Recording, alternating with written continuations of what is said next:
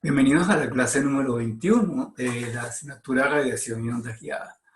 Bueno, continuando con una tónica de las clases anteriores, que donde estamos trabajando con el tema de antenas, hoy, por supuesto, vamos a continuar a lo que habíamos prometido, el tema de las antenas lineales y cómo ellas, pues, se relacionan con lo que venimos trabajando. Que vamos a poner las láminas acá, que compartimos pantalla. Bien, entonces el título con que aparece esto aquí dice parámetros de antena. Ya nosotros habíamos visto algunos parámetros de esto en la clase anterior, lo que se refería a los lóbulos y tal. Pero el día de hoy vamos a continuar con algunos elementos que nos faltaban, como por ejemplo el referente a la resistencia de radiación, que es con la que nosotros vamos a iniciar y luego vamos a proseguir hacia los temas que vienen a continuación. Okay, entonces, vamos a ver lo siguiente. Okay, nosotros habíamos visto que en la clase anterior que una corriente que introducíamos en en un conductor, ya fuera recto o fuera con una espira, nos producía un campo irradiado. ¿Okay? Ahora vamos a ver desde el punto de vista del generador. El generador lo único que es una carga. Es decir, desde el punto de vista del generador, nosotros podemos considerar que es lo que está entregando energía a una carga donde se va a disipar como calor. Lo que nosotros ya hemos visto en las clases anteriores, que en realidad esto se irradia, pero no como calor, sino como una onda electromagnética, que es la que nos sigue en nuestro sistema de comunicación. Entonces, aquí, si se asume que no existen pérdidas en el radiador, ¿okay? Es el tema que habíamos dicho anteriormente, que podía haber algo de pérdidas por calor en el radiador. Pero en principio vamos a esta discusión. Si no existe pérdida en el radiador, entonces desde el punto de vista del generador, toda la potencia que es irradiada es igual a la potencia que él estaría entregando a una resistencia equivalente, ¿okay? Por la que circularía la corriente del dipolo. Es decir, que si nosotros multiplicamos la corriente que entrega el generador, ¿okay?, al cuadrado por esa resistencia, eso debería igualar a la potencia electromagnética que estamos irradiando hacia el espacio.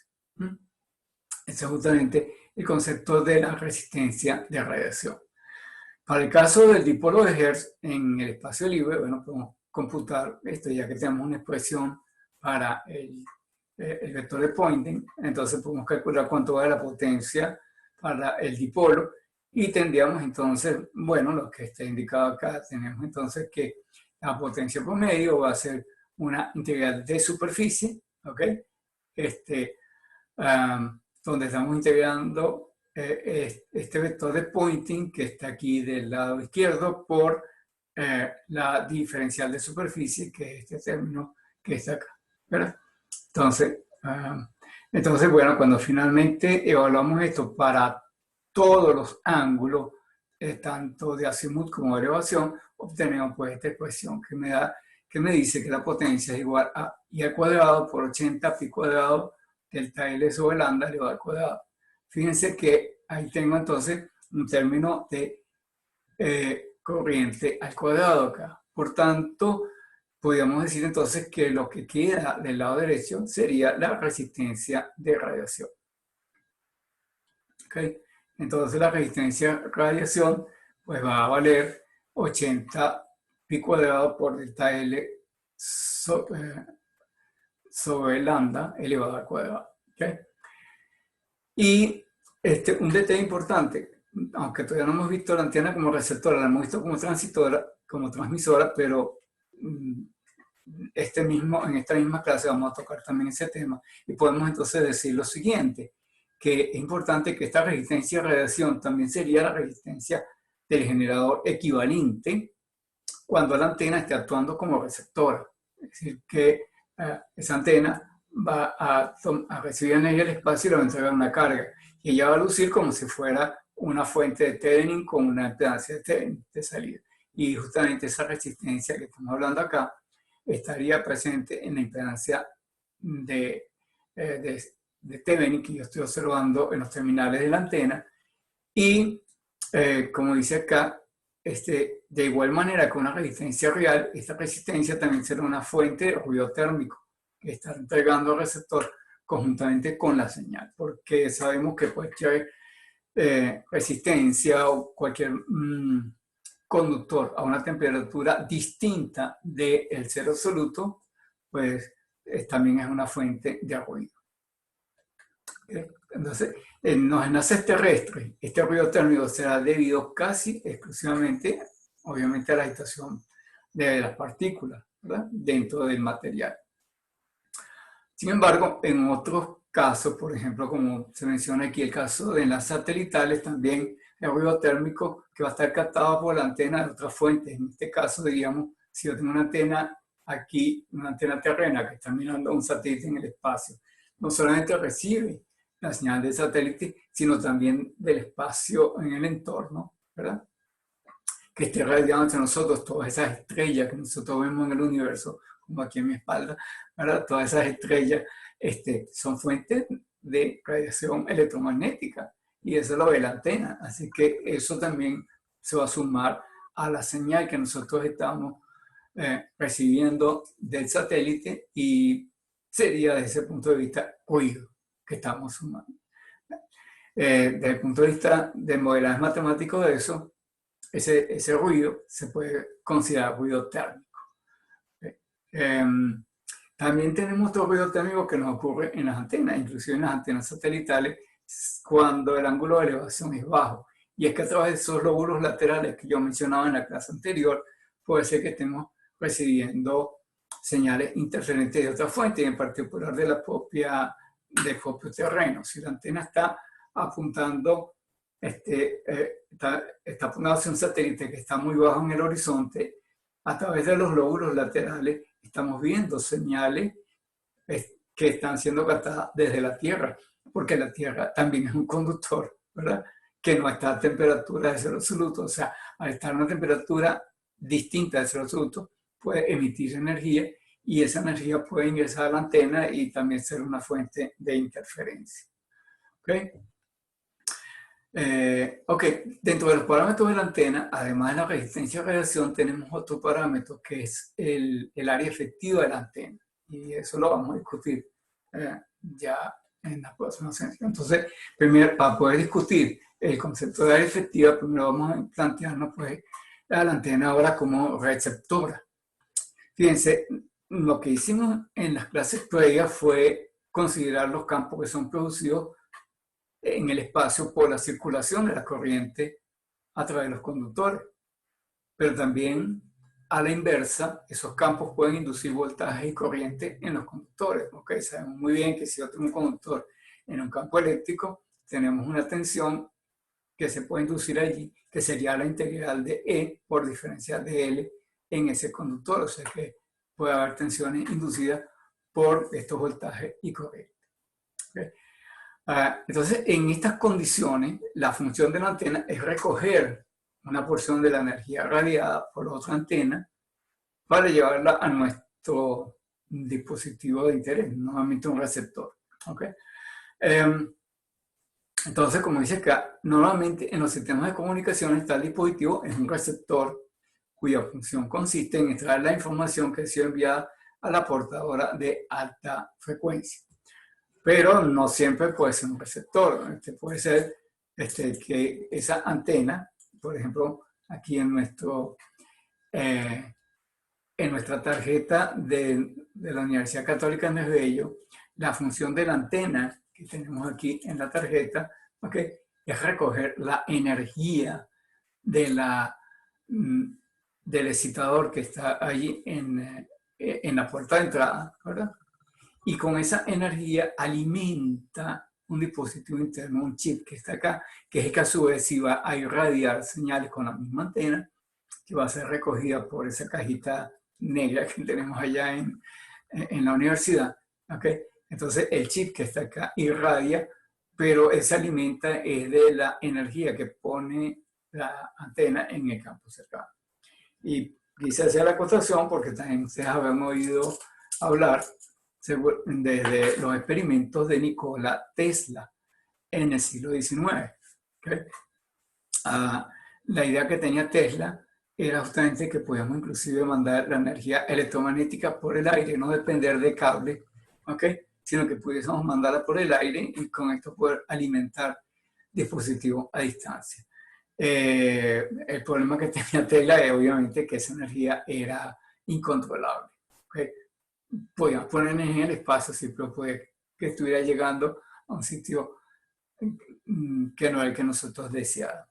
Sin embargo, pues los experimentos de Tesla dieron origen a una cantidad de aplicaciones hoy día y en honor, por supuesto, a los trabajos de Tesla, es por lo que hoy día también inclusive hay una compañía que no solamente está interesada en producir automóviles eléctricos, sino que también está pensando en aplicaciones espaciales. ¿Okay? Les recomiendo que vean la película de Mentes Brillantes, Nikola Tesla versus Thomas Edison. ¿Okay? Edison versus Tesla. Era bien interesante esa película. La pueden ver en Discovery Channel. El detalle interesante es que tanto Edison como Tesla ellos tuvieron grandes enfrentamientos sobre la forma como debía generarse la electricidad y cómo debía utilizarse, y compitieron entre sí. Y después les sucedió algo, bueno, insólito, como muchas veces sucede con las cosas, y es que las mismas empresas que ellos fundaron los votaron.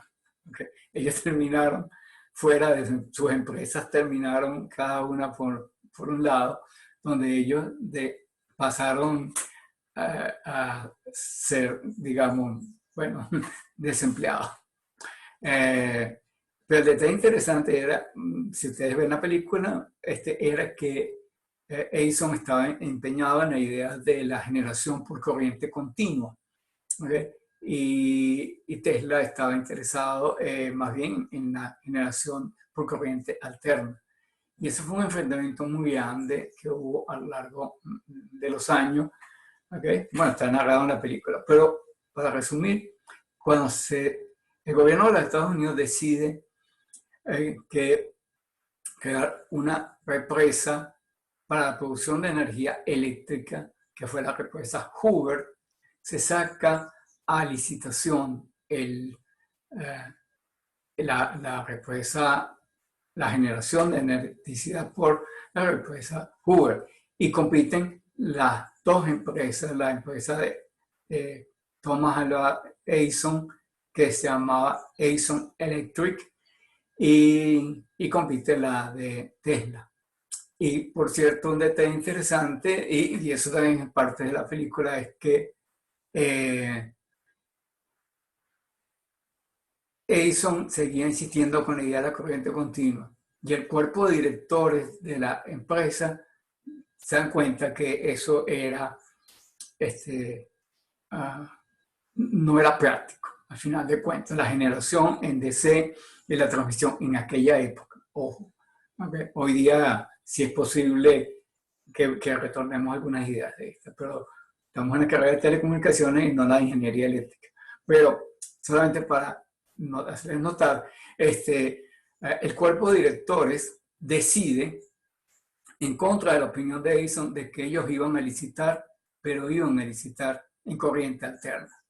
O sea, que iban a competir con Nikola Tesla en sus mismos términos. El detalle, entonces, es que se genera un conflicto y Edison termina fuera de competencia. ¿Okay? El cuerpo de directores lo releva de su rol de presidente de la empresa. ¿Okay? Y ellos deciden ir a la licitación y le cambian el nombre a la empresa y pasó de llamarse Edison Electric Company a llamarse General Electric Company. Y General Electric ganó la licitación de la empresa Hoover. El hecho de que Tesla haya perdido la licitación no significó el fin de Tesla en ese momento. Ellos siguieron trabajando y hubo, por supuesto, una empresa que era la competencia de esto, en la cual ya Tesla tenía alguna participación, que era Westinghouse, ¿okay? Que era la competencia de General Electric, y ellos también se desarrollaron por su lado. Pero el detalle es que Nikola Tesla nunca fue presidente de Westinghouse. ¿Okay? Y Nikola Tesla murió solo en un hotel, bueno, ahí ustedes pueden ver eso en la película. Ok. Vuelta a lo que queremos decir acá. La función de una antena es recoger parte de esa energía electromagnética. Nosotros como ingenieros de telecomunicaciones nos sirve esa energía porque contiene información. Entonces decimos acá que la intención de la antena en los sistemas de comunicaciones, por supuesto, es traer la información que está en la portadora de alta frecuencia, que es la que nosotros enviamos a través de nuestro sistema. Bien. Un detalle, pues entonces nosotros diríamos cómo se comporta la antena como transmisor y como receptor. Podemos decir lo siguiente: la experiencia práctica y la intuición nos permiten adelantar que el comportamiento de la antena como receptora debería ser muy similar al de la antena como transmisora. Esto se resume en ciertas condiciones bajo las cuales ocurre esto, que se expresan formalmente por medio de lo que se llama el teorema de reciprocidad. Y dice lo siguiente: en un sistema lineal, la respuesta en un punto del espacio debido a un estímulo en otro punto del espacio no se altera cuando se intercambian el estímulo y la respuesta. Pero un detalle importante, dice que esto solamente es para el caso de un sistema lineal, y yo tengo que agregar que además tiene que ser isotrópico, porque como veremos, sobre todo en la asignatura que viene después, aunque algo comenté en clases anteriores, ¿okay? Cuando trabajo con materiales anisotrópicos, intercambiar la respuesta y el estímulo no produce los mismos resultados. ¿Okay? Solamente entonces bajo ciertas condiciones, en un sistema lineal e isotrópico, la respuesta en un punto del espacio de un estímulo no cambia si intercambiamos el estímulo y la respuesta, lo cambiamos de lugar, ¿verdad? Entonces, eso significa que nuestros sistemas de comunicaciones son bidireccionales. El comportamiento del sistema, la señal que va del punto A al punto B, se comporta igual cuando la señal va del punto B al punto A, si el sistema es lineal e isotrópico. ¿Y por qué mi insistencia con esto? Porque los sistemas lineales e isotrópicos son simplemente una aproximación a la realidad. Es decir, es una simplificación, es un modelo simplificado. En general, cualquier material, si lo sometemos a campo extremadamente alto, puede dejar de comportarse linealmente y también puede dejar de comportarse isotrópicamente. ¿Okay? Y en particular quiero llamar la atención sobre nuestra propia atmósfera. Nuestra propia atmósfera, sobre todo en la parte alta de la atmósfera que utilizamos en algunos sistemas de comunicación. ¿Okay? En la ionosfera tiene un comportamiento que no es isotrópico.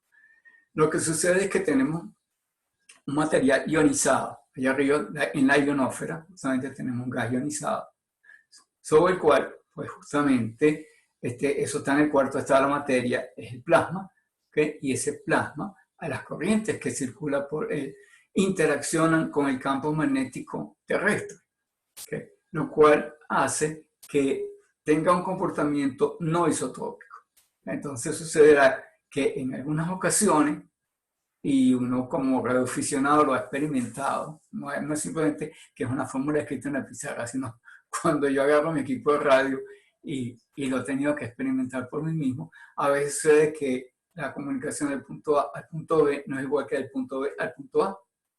¿Okay? Entonces, sobre todo si uno está haciendo una comunicación en latitudes altas, donde los efectos son más notorios de este comportamiento anisotrópico de la ionosfera. Entonces, si yo estoy haciendo una comunicación, por ejemplo, hacia Canadá, Alaska, que están situadas en las latitudes altas, ¿verdad? Desde Venezuela, y estoy mandando una señal, o inclusive que yo cruce por encima del polo norte para tratar de llegar, por ejemplo, a Siberia, ¿ok?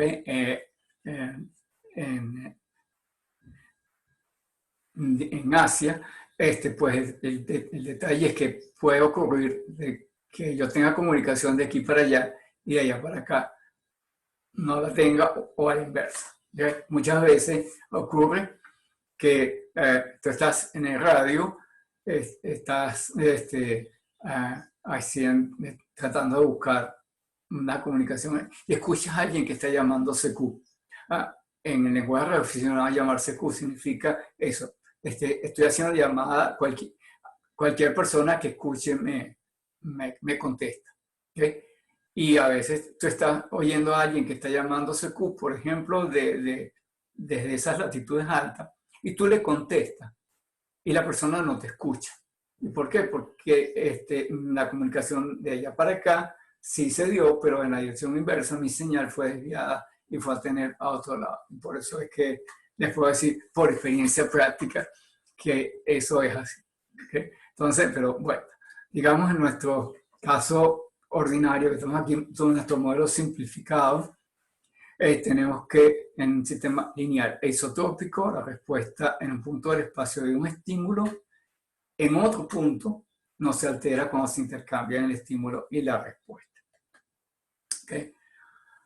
Okay, las soluciones generales de las ecuaciones de Maxwell, hemos visto que producen dos soluciones, son señales que van en direcciones opuestas. ¿Okay?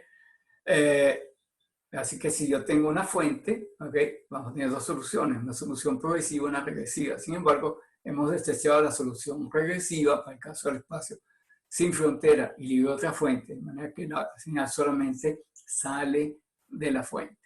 ¿Okay? Nuestro modelo simplificado. ¿Okay? Sin embargo, aquí hemos hecho una acotación. Hemos dicho que esto es ese problema que resolvimos allá, con el cual solamente consideramos la onda progresiva, era porque teníamos un espacio libre, sin frontera y libre de otra fuente. ¿Qué pasa si hay otra fuente? Bueno, si hay otra fuente, si es posible que haya energía que venga en dirección opuesta, pero viene de aquella fuente que están allí.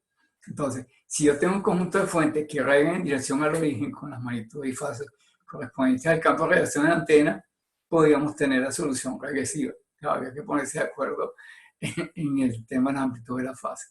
Pero, apartando de eso, en el caso general siempre sí vamos a tener energía que fluye de esa fuente hacia donde está nuestra antena, que ahora va a ser una antena receptora. ¿Okay? O sea, que nuestra antena que antes era transmisora, ahora es receptora. Hay energía que está viniendo desde el espacio hasta nuestra antena. Entonces, como decimos aquí, en este origen, el origen de coordenadas, donde nosotros colocamos nuestra antena, vamos a tener un campo eléctrico inducido. ¿Okay? Así que si yo tengo, perdón, un campo eléctrico, no, una tensión inducida por el campo eléctrico. Entonces, aquí en esta parte del espacio, yo tengo pues un campo eléctrico que llega hasta estos conductores que están acá. Y ese campo eléctrico, este conductor de longitud L, bueno, el campo eléctrico y el campo magnético, como están, los dos están juntos. Estos campos van a producir tensiones inducidas en estos conductores que están aquí. Y esas tensiones inducidas en los terminales de la antena, aquí, son aplicadas a una carga que es esta que nosotros tenemos acá.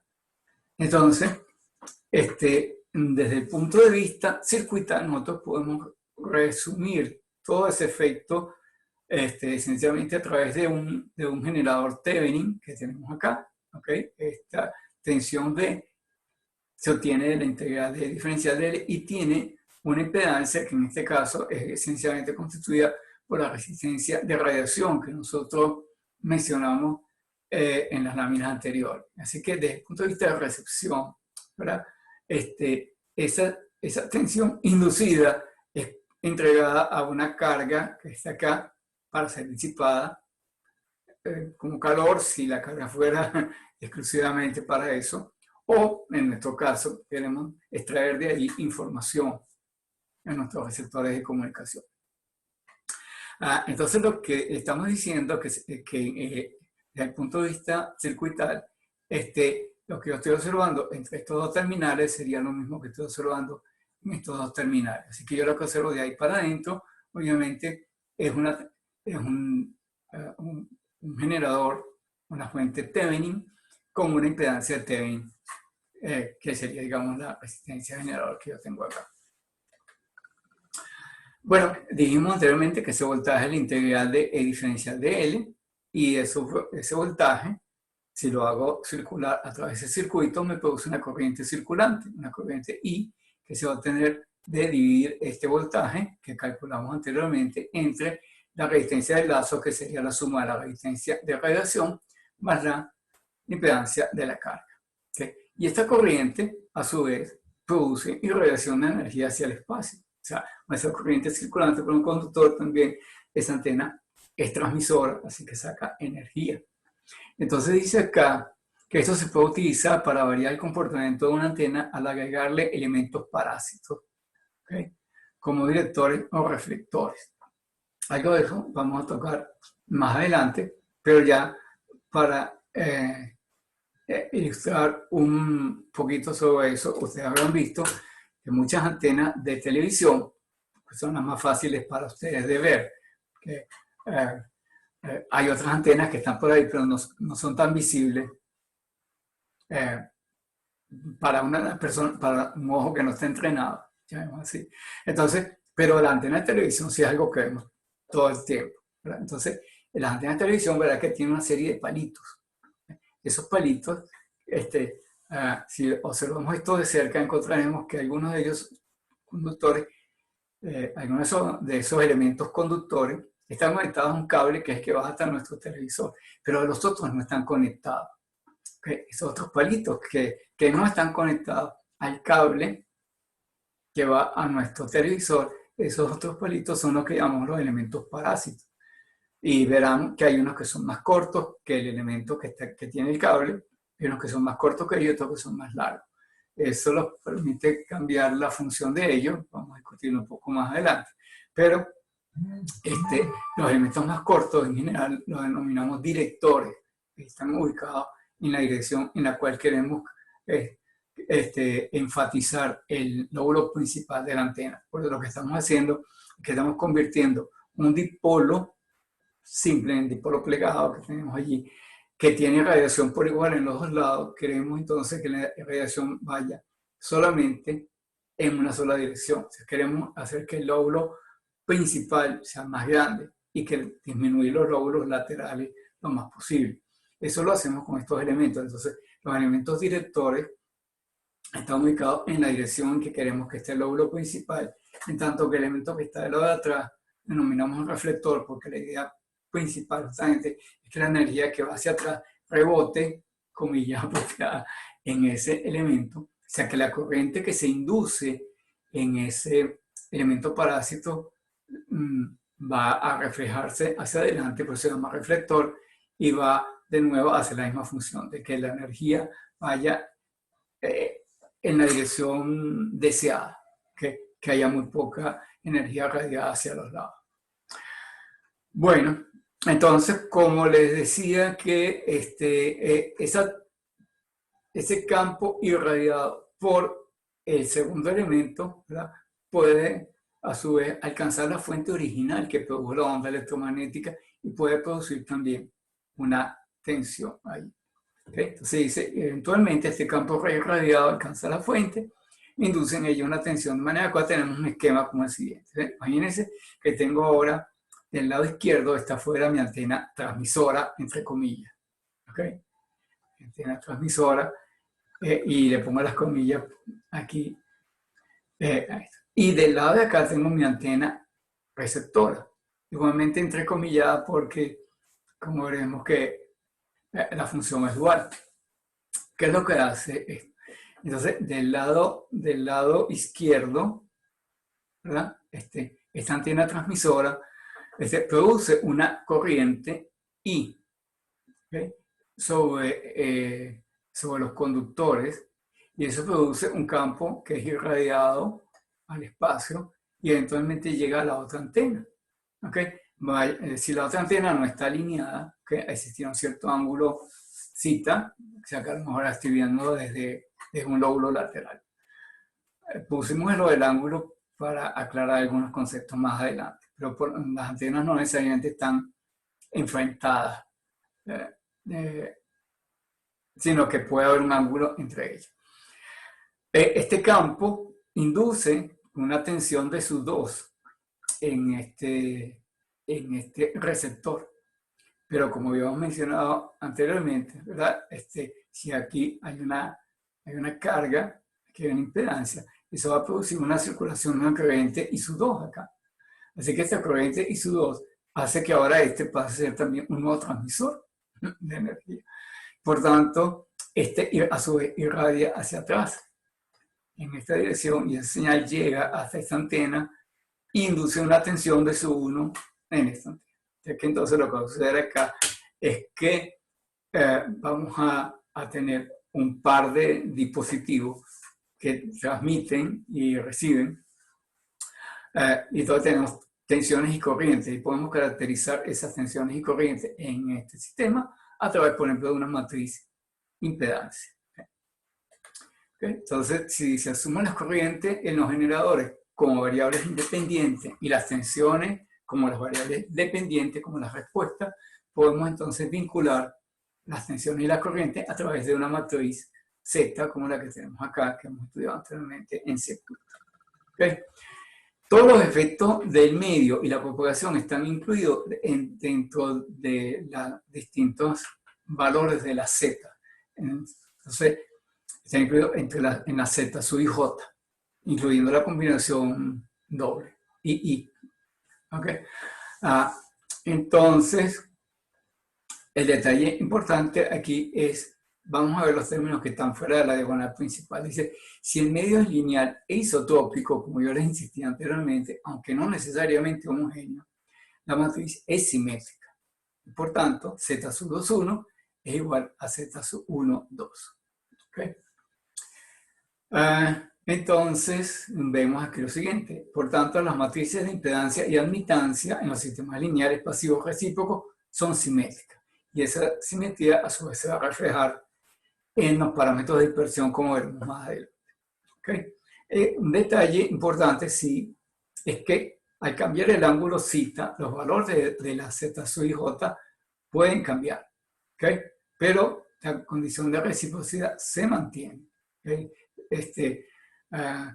Probablemente los valores individuales cambien, pero esa condición de simetría sí se mantiene.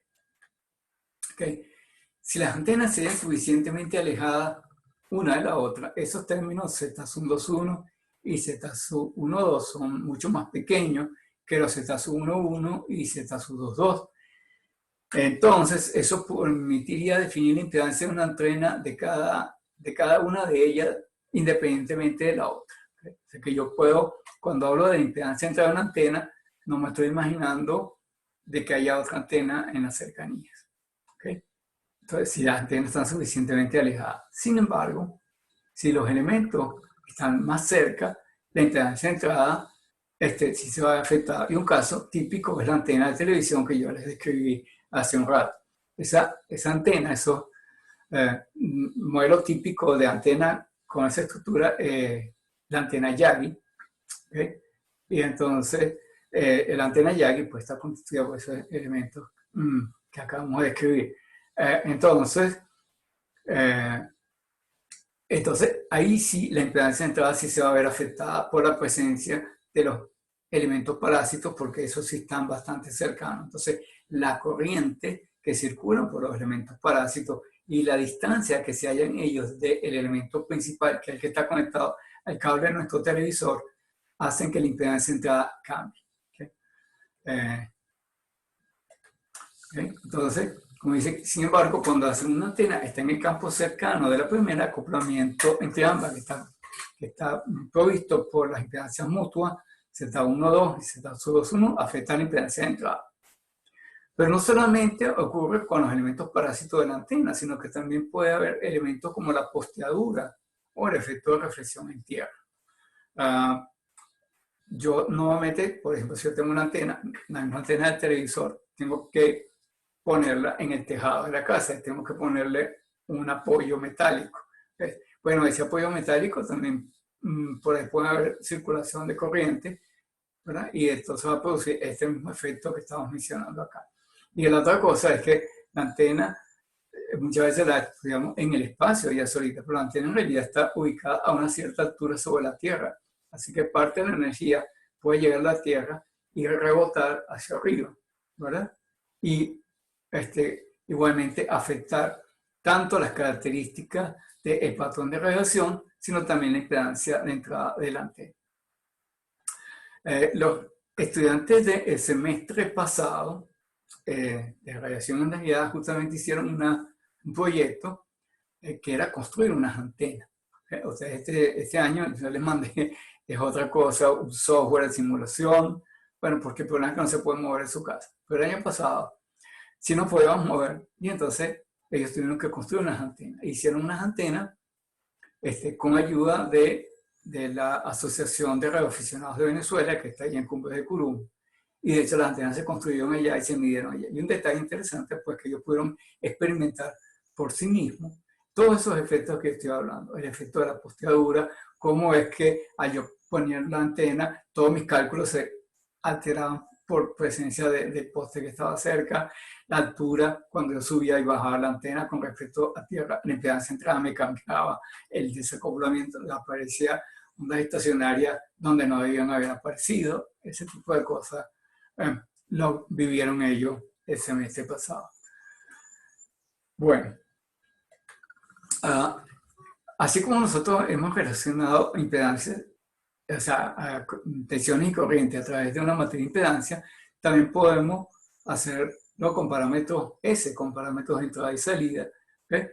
Así que nosotros podemos entonces estar inyectando energía en la antena con los parámetros A y obtenemos una energía de salida a través de los parámetros B. En ese par de antenas que tenemos allá, inyectamos energía por una antena y observamos qué es lo que sale por la otra. ¿Okay? Entonces, pues eso lo podemos relacionar, como dijimos anteriormente, a través de parámetros S. De nuevo, encontraríamos que los términos S11 y S22 van a ser dominantes frente a los otros dos si las antenas están suficientemente separadas. ¿Okay? Los términos S21 y S12 están afectados precisamente por la distancia y tienden a ser pequeños. ¿Okay? Entonces, la impedancia propia también nos daría origen a un coeficiente de reflexión propio de la antena independiente de la otra, si las distancias son suficientemente grandes. Okay. Entonces, con el mismo razonamiento anterior, los términos S12 y S21 deben ser iguales porque la red es simétrica. ¿Okay? En el campo lejano, el valor es pequeño. ¿Okay? Así que el coeficiente de reflexión de cada una de las antenas se puede definir por separado, o sea, los términos S11 y S22. Entonces, si nosotros quisiéramos hacer alguna modificación sobre la antena, como dice acá, si tuviera que hacer algunas medidas correctivas, como por ejemplo hacer acoplamiento para cancelar las reflexiones en esta antena, se pueden hacer por separado sin tomar en cuenta la otra antena. ¿Por qué utiliza parámetros de dispersión? Bueno, dice, la ventaja de utilizar parámetros de dispersión está que en la práctica podemos utilizar analizadores de redes para medir los patrones de radiación, así como la ganancia y la directividad de las antenas. ¿Okay? Por ejemplo, cuando se utiliza una cámara anecoica.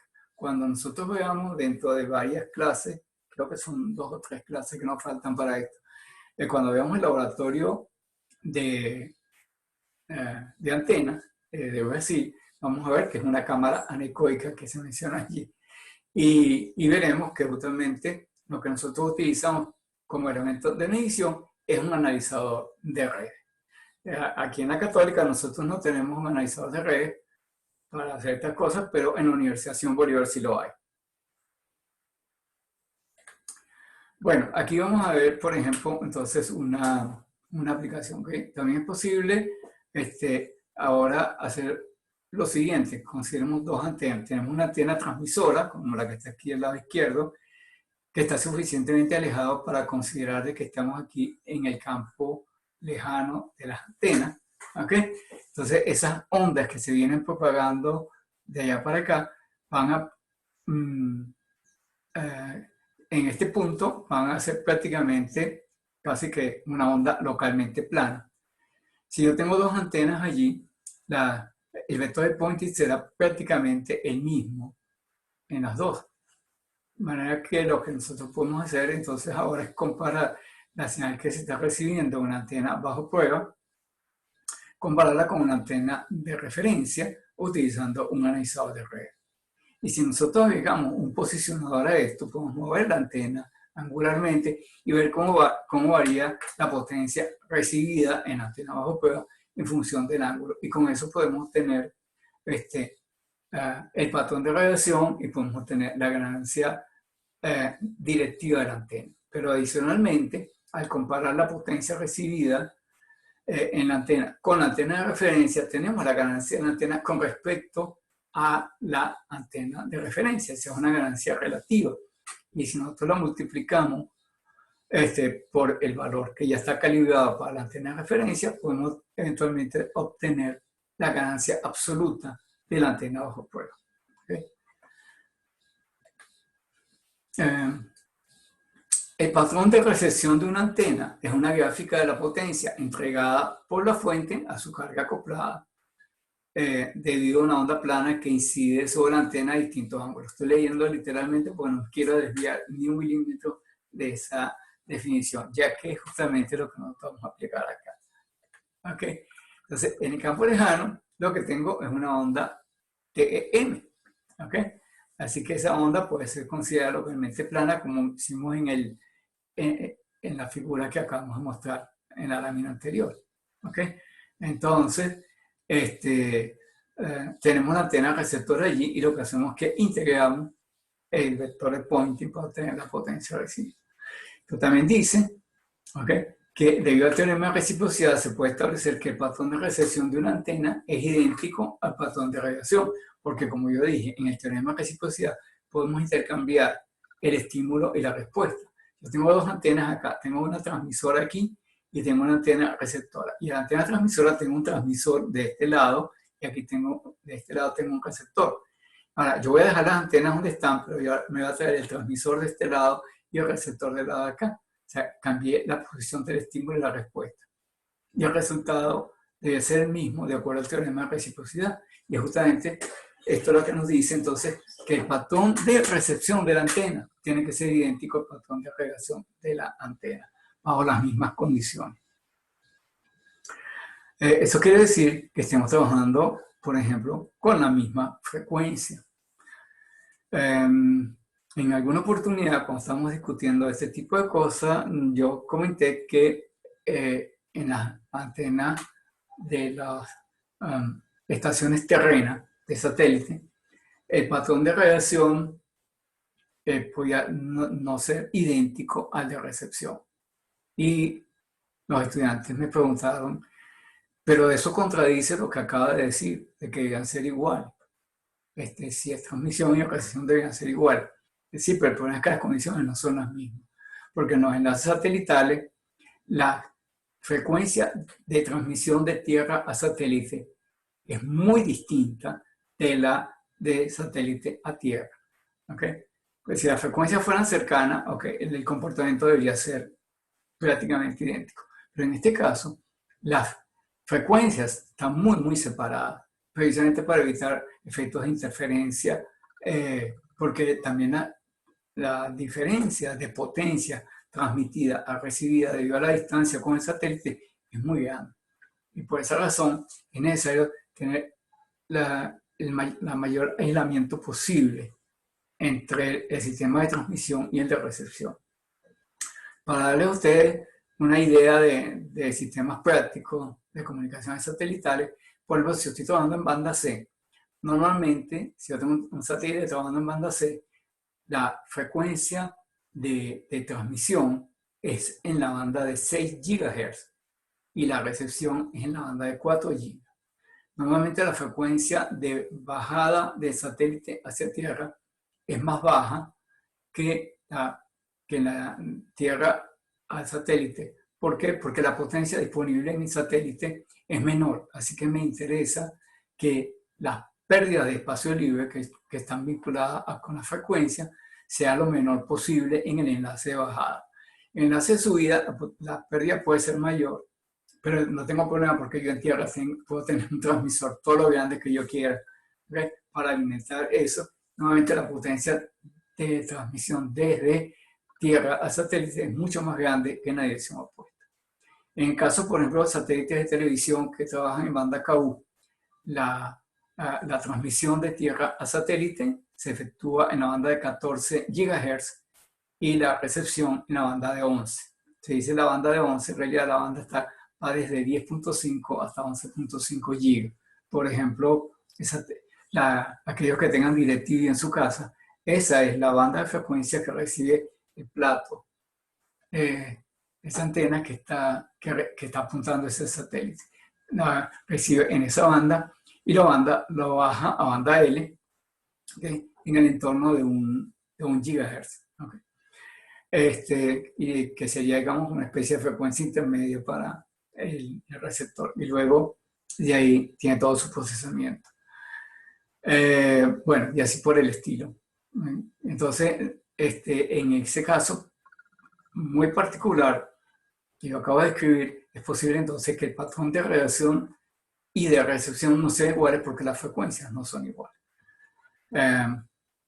Bueno, entonces aquí, volviendo al tema nuestro, debido al teorema de reciprocidad, el patrón de recepción de una antena es idéntico a su patrón de radiación, así que entonces muchas veces yo hago cuando tengo que medir antenas, como sucedería en el caso del laboratorio que estamos hablando, normalmente la antena se mide como receptora.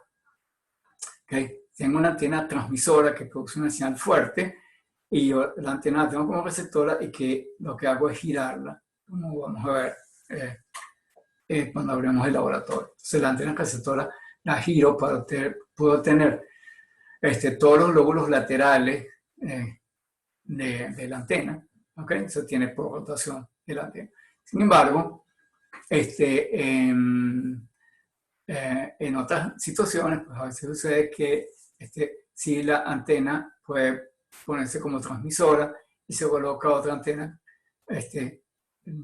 la antena de prueba se coloca como transmisora y es la receptora la que se mueve. Eso va a ocurrir cuando trabajamos con la cámara semi-anecoica, cuando utilizamos el escáner, que explicaré más adelante qué es lo que es. Okay. La potencia absorbida por la carga se puede relacionar con la densidad de potencia a través de un área equivalente o efectiva. Ese es otro parámetro que caracteriza una antena, el área efectiva. ¿Okay? Entonces, esa área efectiva de que estamos haciendo referencia acá se define entonces como ese cociente. Es la potencia absorbida por la carga dividida entre la densidad de potencia. ¿Okay? Como la densidad de potencia está en watts por metro cuadrado, y arriba tenemos watts, cuando nosotros dividimos, al final nos queda metro cuadrado. Esa área tiene alguna relación con el área física, pero no es igual a ella. ¿Okay? Esa área efectiva de la antena está relacionada más bien con las cantidades que están aquí, con potencia y con densidad de potencia, con vector de Poynting. Lo digo porque, por ejemplo, si yo tengo una antena que sea así un simple conductor, esto tiene un área efectiva, a pesar que yo no puedo verla acá, porque yo puedo considerar esto como que un palito, ¿okay? Que no me va a presentar un área física que sea discernible, sin embargo tiene un área efectiva. La otra cosa que podemos tener es que esa área efectiva, eso no lo vemos tanto en esta asignatura, en sistemas de radar, cuando hablamos de el área efectiva de radar de un objeto, es algo parecido a lo que tenemos acá. Depende del ángulo con que yo vea el objeto. Y entonces, pues, dependiendo del ángulo del objeto con respecto al radar, el área efectiva que ve el radar de ese objeto cambia. Y como tenemos que avanzar con las materias, no me puedo enganchar aquí, así que eso lo dejo para cuando veamos un radar.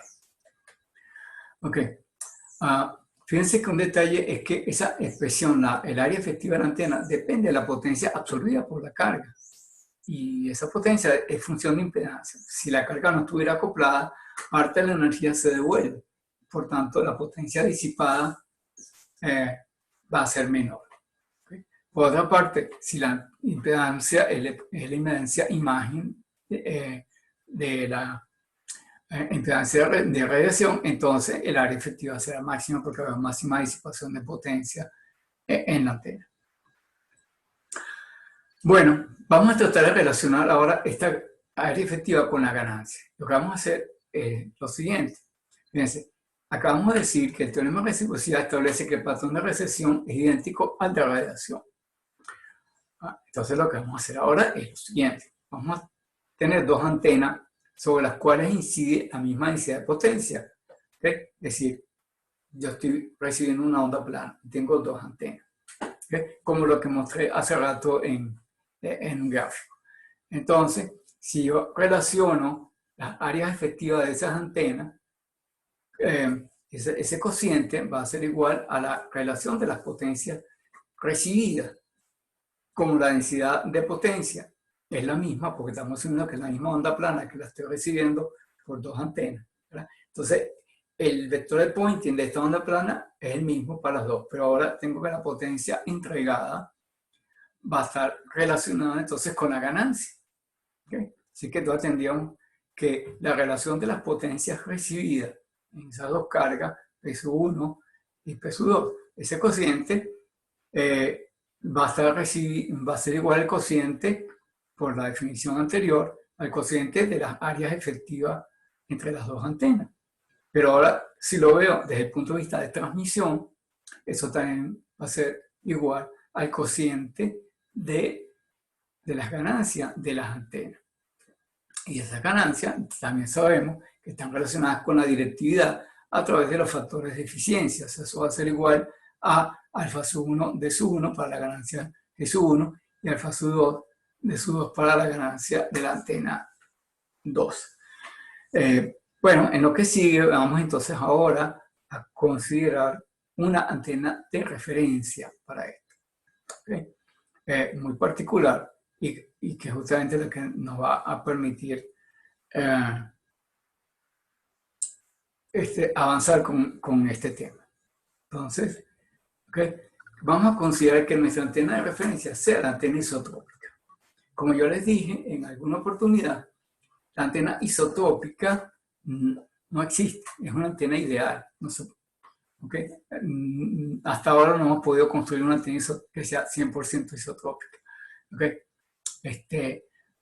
Hemos tenido aproximaciones, se puede lograr aproximarnos lo más posible al concepto, pero desde el punto de vista teórico, digamos que es una antena que no se puede construir. Es una antena ideal y se ve muy bien como referencia. Entonces, si la antena es la isotrópica, su ganancia vale 1, porque irradia por igual en todas direcciones. ¿Okay? Y no solamente la ganancia vale 1, sino además porque la directividad vale 1 y estamos asumiendo que tiene una eficiencia de 100%. ¿Okay? Es una antena ideal. La antena ideal no tiene pérdida, igual irradia en todas direcciones. Su ganancia es 1 y la directividad es 1 y 100% de eficiencia. Entonces, yo pudiese despejar de la expresión anterior el área efectiva. Entonces yo voy a el área efectiva de una antena en función de la otra, tomando en cuenta la directividad y la ganancia de la antena. Entonces, vamos a hacer una cosa, vamos a tratar de hallar cuánto vale el área efectiva de esa antena ideal. ¿Okay? Esa antena ideal, la antena isotrópica. El área efectiva a sub 1 de la antena isotrópica la podemos hallar en función de el área efectiva y de la directividad de una antena conocida. Eso vale para cualquier antena. Pero entonces nosotros lo que vamos a hacer para este estudio es lo siguiente. Bueno, vamos a escoger una antena que yo conozco. ¿Y cuál antena conozco yo? El dipolo corto, porque ya lo hemos estudiado en las clases anteriores. Así que entonces, con el dipolo corto podemos calcular estas cosas. Entonces, vamos a asumir que la antena es un dipolo corto. Asumimos entonces que alfa, por comodidad, vamos a asumir que alfa sub 2 vale 1, ¿ok? O sea que tenemos 100% de eficiencia y solamente lo único que me queda es la directividad. Entonces lo que vamos a hacer ahora es calcular cuánto vale la potencia recibida en esto. Para ello, por supuesto, entonces lo que hacemos es que tenemos que integrar el campo eléctrico. Así que entonces la tensión inducida es la integral de E por diferencial de L y que como es el dipolo corto, no hay variaciones a lo largo de ella. Así que entonces simplemente podemos considerar que la E es constante, la sacamos fuera del integral, así que finalmente lo que vamos a tener aquí es E por L, esta E en módulo, ¿verdad? Porque la que está dentro si tiene la rayita que es vector. Entonces, este es el voltaje. Ahora, con ese voltaje yo alimento la carga para averiguar cuánto vale la potencia disipada en la carga.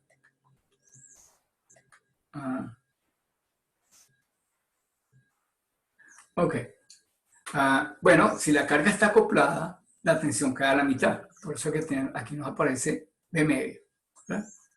La potencia disipada en la carga va a ser B medio al cuadrado por 1 sobre la resistencia de radiación, porque asumimos que la impedancia de la carga es igual a la impedancia a la resistencia de radiación.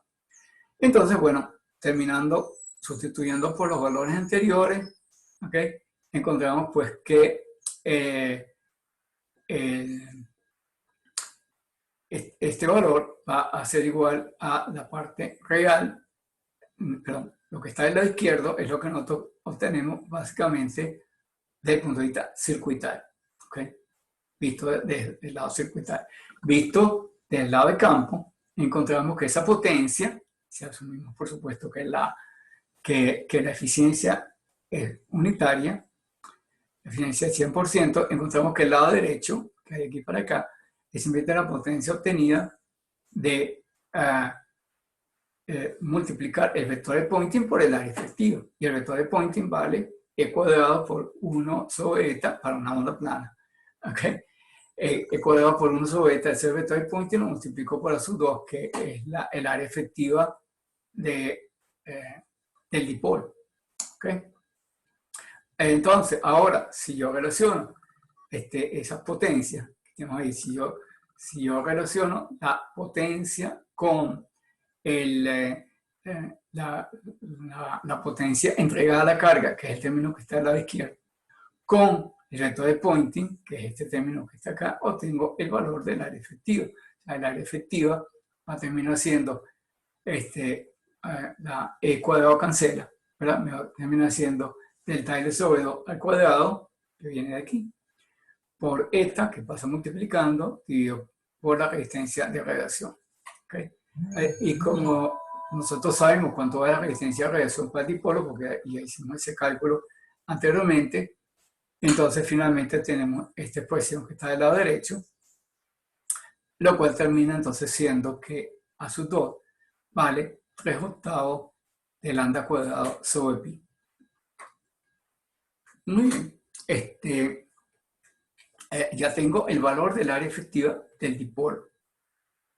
Entonces, por otro lado, nosotros teníamos que la directividad del dipolo era 3 medios. ¿Verdad? Así que entonces, si yo divido el valor que acabo de obtener de A sub 2 entre alfa sub 2 de sub 2, y hemos dicho que alfa sub 2 vale 1 y de sub 2 vale 3 medios, esto que está acá, entonces dividimos ese número anterior, 3/8 de lambda cuadrado sobre pi, entre 3 medios, y eso me dice ahora que el área efectiva de la antena isotópica vale lambda cuadrado sobre 4pi. Y eso es muy importante para nosotros en nuestro sistema de comunicaciones. Y además lo enfatizo en la última frase. Es muy importante en los sistemas de comunicación esa relación que tenemos entre el área de una antena con respecto a la antena isotrópica. Así que entonces dice, en función de esto, el área efectiva de cualquier antena se obtendrá simplemente de multiplicar el área efectiva de la antena isotrópica por la ganancia de esa antena. ¿Okay? Por tanto, eso vale lambda cuadrado sobre 4pi multiplicado por la ganancia. Y dice, es una ecuación fundamental para el cálculo de radioenlace. Más adelante, cuando veamos radioenlace, le vamos a dar uso a esta expresión. Ok. Vamos a continuar aquí. Yo había hablado de que vamos a trabajar con antenas lineales. Así que sigamos para allá. Okay. Nosotros hemos estudiado anteriormente dos antenas elementales, el dipolo eléctrico y el dipolo magnético. Son antenas ideales, pero que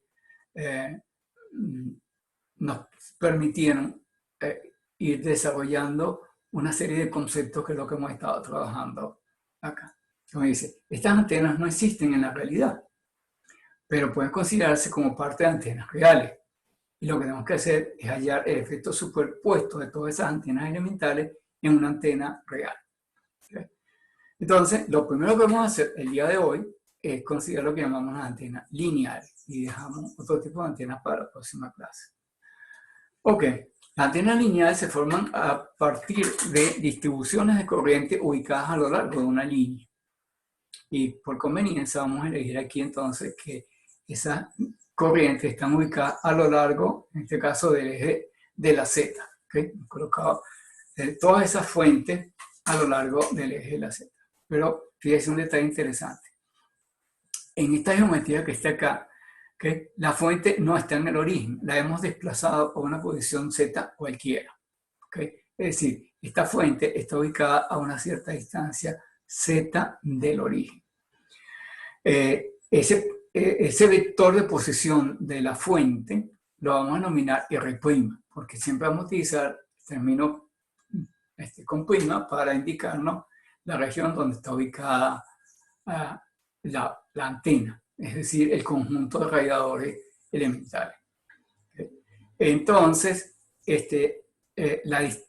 aquí yo tengo el punto de observación del lado derecho, ¿verdad? Que tiene coordenadas X, Y, Z, pero nos conviene más trabajar con coordenadas polares. Así que entonces tiene un vector de posición R acá, que está medido desde el origen. Por tanto, desde donde está la fuente que yo tengo hasta la antena, hay una distancia, hay un vector de posición que es R menos R'. R menos R', entonces, me marca la distancia que hay desde esa antenita elemental hasta el punto de observación allá lejos. Bueno, tenemos cita al ángulo de elevación para el vector de posición con respecto al origen. ¿Qué nos falta por aquí de indicar? Bueno, entonces nosotros habíamos visto en la clase anterior que estas fuentes nos producían eventualmente en el campo lejano ondas esféricas. Así que lo que vamos a tener aquí es que este elemento que está acá está irradiando una onda esférica, ¿okay?, hacia el espacio. Pero tengo otros elementos que están ubicados a lo largo de esta línea que también están irradiando ondas esféricas. Por tanto, habrá que sumar todos esos efectos para tener el efecto total en el punto de destino. Entonces, bueno, vamos a ver esto. Okay. Estas antenas tienen simetría. Ya, creo que me salté una lámina. Déjame echar para atrás porque creo que leí 2 veces. No, está bien, era una sola. Ok, la antena tiene simetría axial, al igual que los dipolos elementales. Así que no debería haber variaciones con respecto al azimut. Solamente deberíamos tener una variación con respecto al ángulo de elevación. Así que entonces, para hallar el vector potencial magnético, tenemos que sumar todas las contribuciones en ese volumen B', ¿verdad? Que es donde están contenidas todas las fuentes. Entonces, cada una de ellas, ¿verdad? Esta J que está aquí es una fuente elemental. Esa fuente tiene un vector de posición de ella, que es R'. Esa JR' indica la fuente elemental de que estoy trabajando acá. Y tengo que multiplicarla por la onda esférica, ¿verdad? La onda esférica va a ser entonces todo este término que está acá. Y a la menos J beta de R por la distancia R menos R', dividido entre el módulo de R menos R'. ¿Okay? Igualito que lo hicimos en la clase anterior, en la clase previa.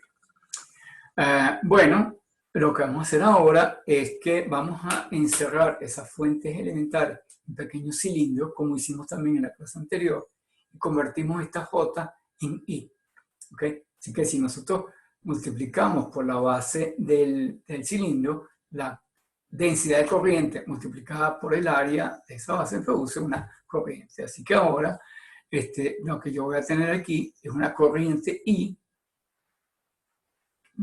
que es función de posición, obviamente, que es obtenida de la integración de esta J. Y como esto es un vector, ¿verdad?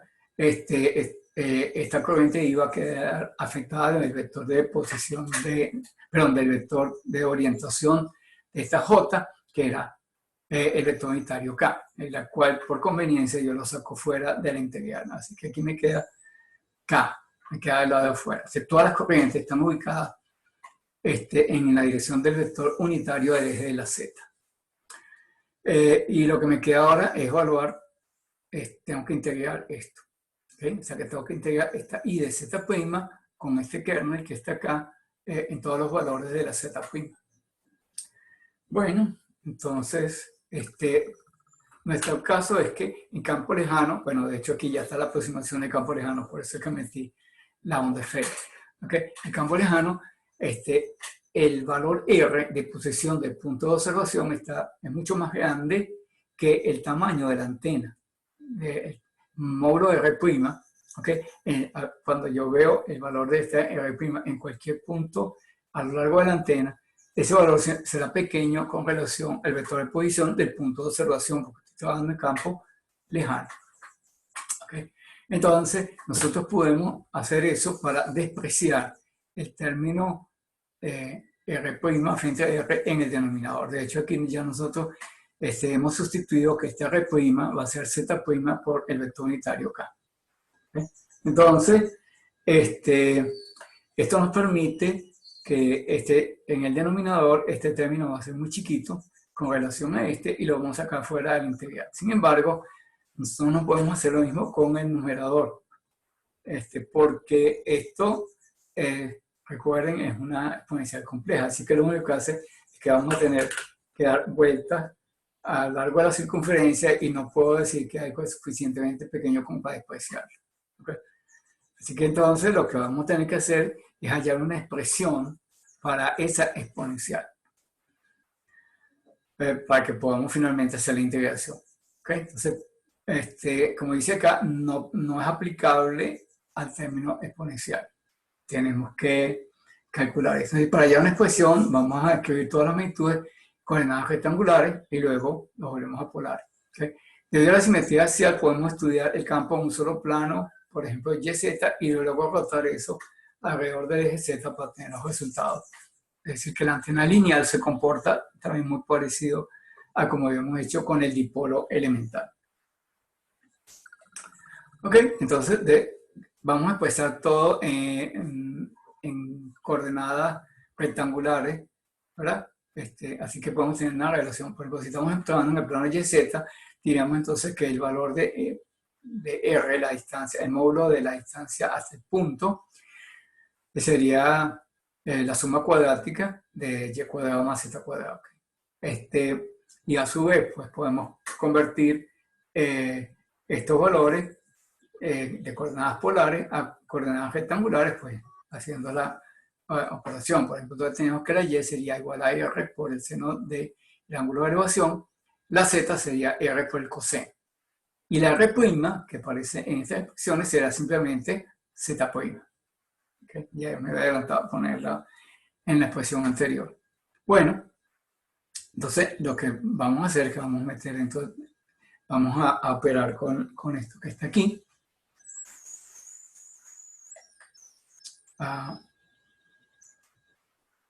Ok.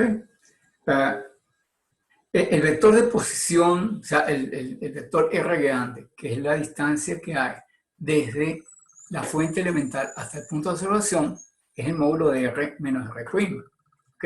El cual se puede escribir, pues entonces,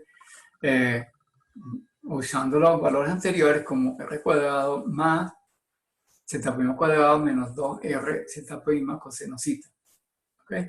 Y, bueno, podemos expandir ese binomio. Así que tenemos que entonces el valor es aproximadamente igual a R, el vector de posición, la magnitud del vector de posición desde el origen hasta el punto de observación, menos Z' cosinusita, más Z' cuadrado coseno cuadrado cita sobre 2R, más otros términos que estén aquí. Como decimos, en el campo lejano solamente van a ser significativos los dos primeros términos, porque cuando este R se hace grande, ¿verdad? Estos términos tienden a hacerse pequeños. Entonces, el error que introduce este tercer término que está acá, nos puede servir como un criterio para determinar un valor de R que nos indique como una especie de separación entre lo que es campo cercano y campo lejano.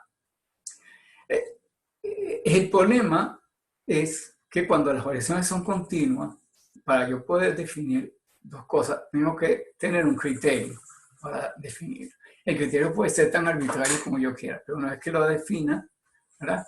Yo me tengo que tener ese criterio. Creo que yo les he mencionado anteriormente en clase lo que voy a decir ahora, pero bueno, si no lo vuelvo a repetir. Imagínense que ustedes están en un restaurante, ¿ok? Y hay dos personas en la mesa y ya terminan la comida y piden el café. Y una de las personas pide un con leche oscuro y la otra persona pide un marrón claro. ¿Okay? El mesonero toma el pedido y lo lleva a la persona que prepara el café, que es lo que llamamos el barista. ¿Okay? El barista es el especialista en café, que recibe la orden. Por un lado, una persona le pide un con leche oscuro y el otro le pide un marrón claro. ¿Cómo diferencio yo uno del otro? ¿Ok? ¿Cómo establezco yo un criterio para decir esto es un marrón claro o esto es un con leche oscuro? Simplemente, como dirían, es el ojo del barista el que lo dice. Es decir, el criterio es arbitrario. Aquí tenemos un criterio que es arbitrario. Por conveniencia, hemos escogido que el criterio nos diga que la magnitud de error no debe ser mayor que un 16avo de la longitud de onda. ¿Okay? Entonces, el criterio es que este error no debe ser mayor que esa cantidad. Si alguien me pregunta dónde sale el número, le digo el ejemplo del café con leche. ¿Okay?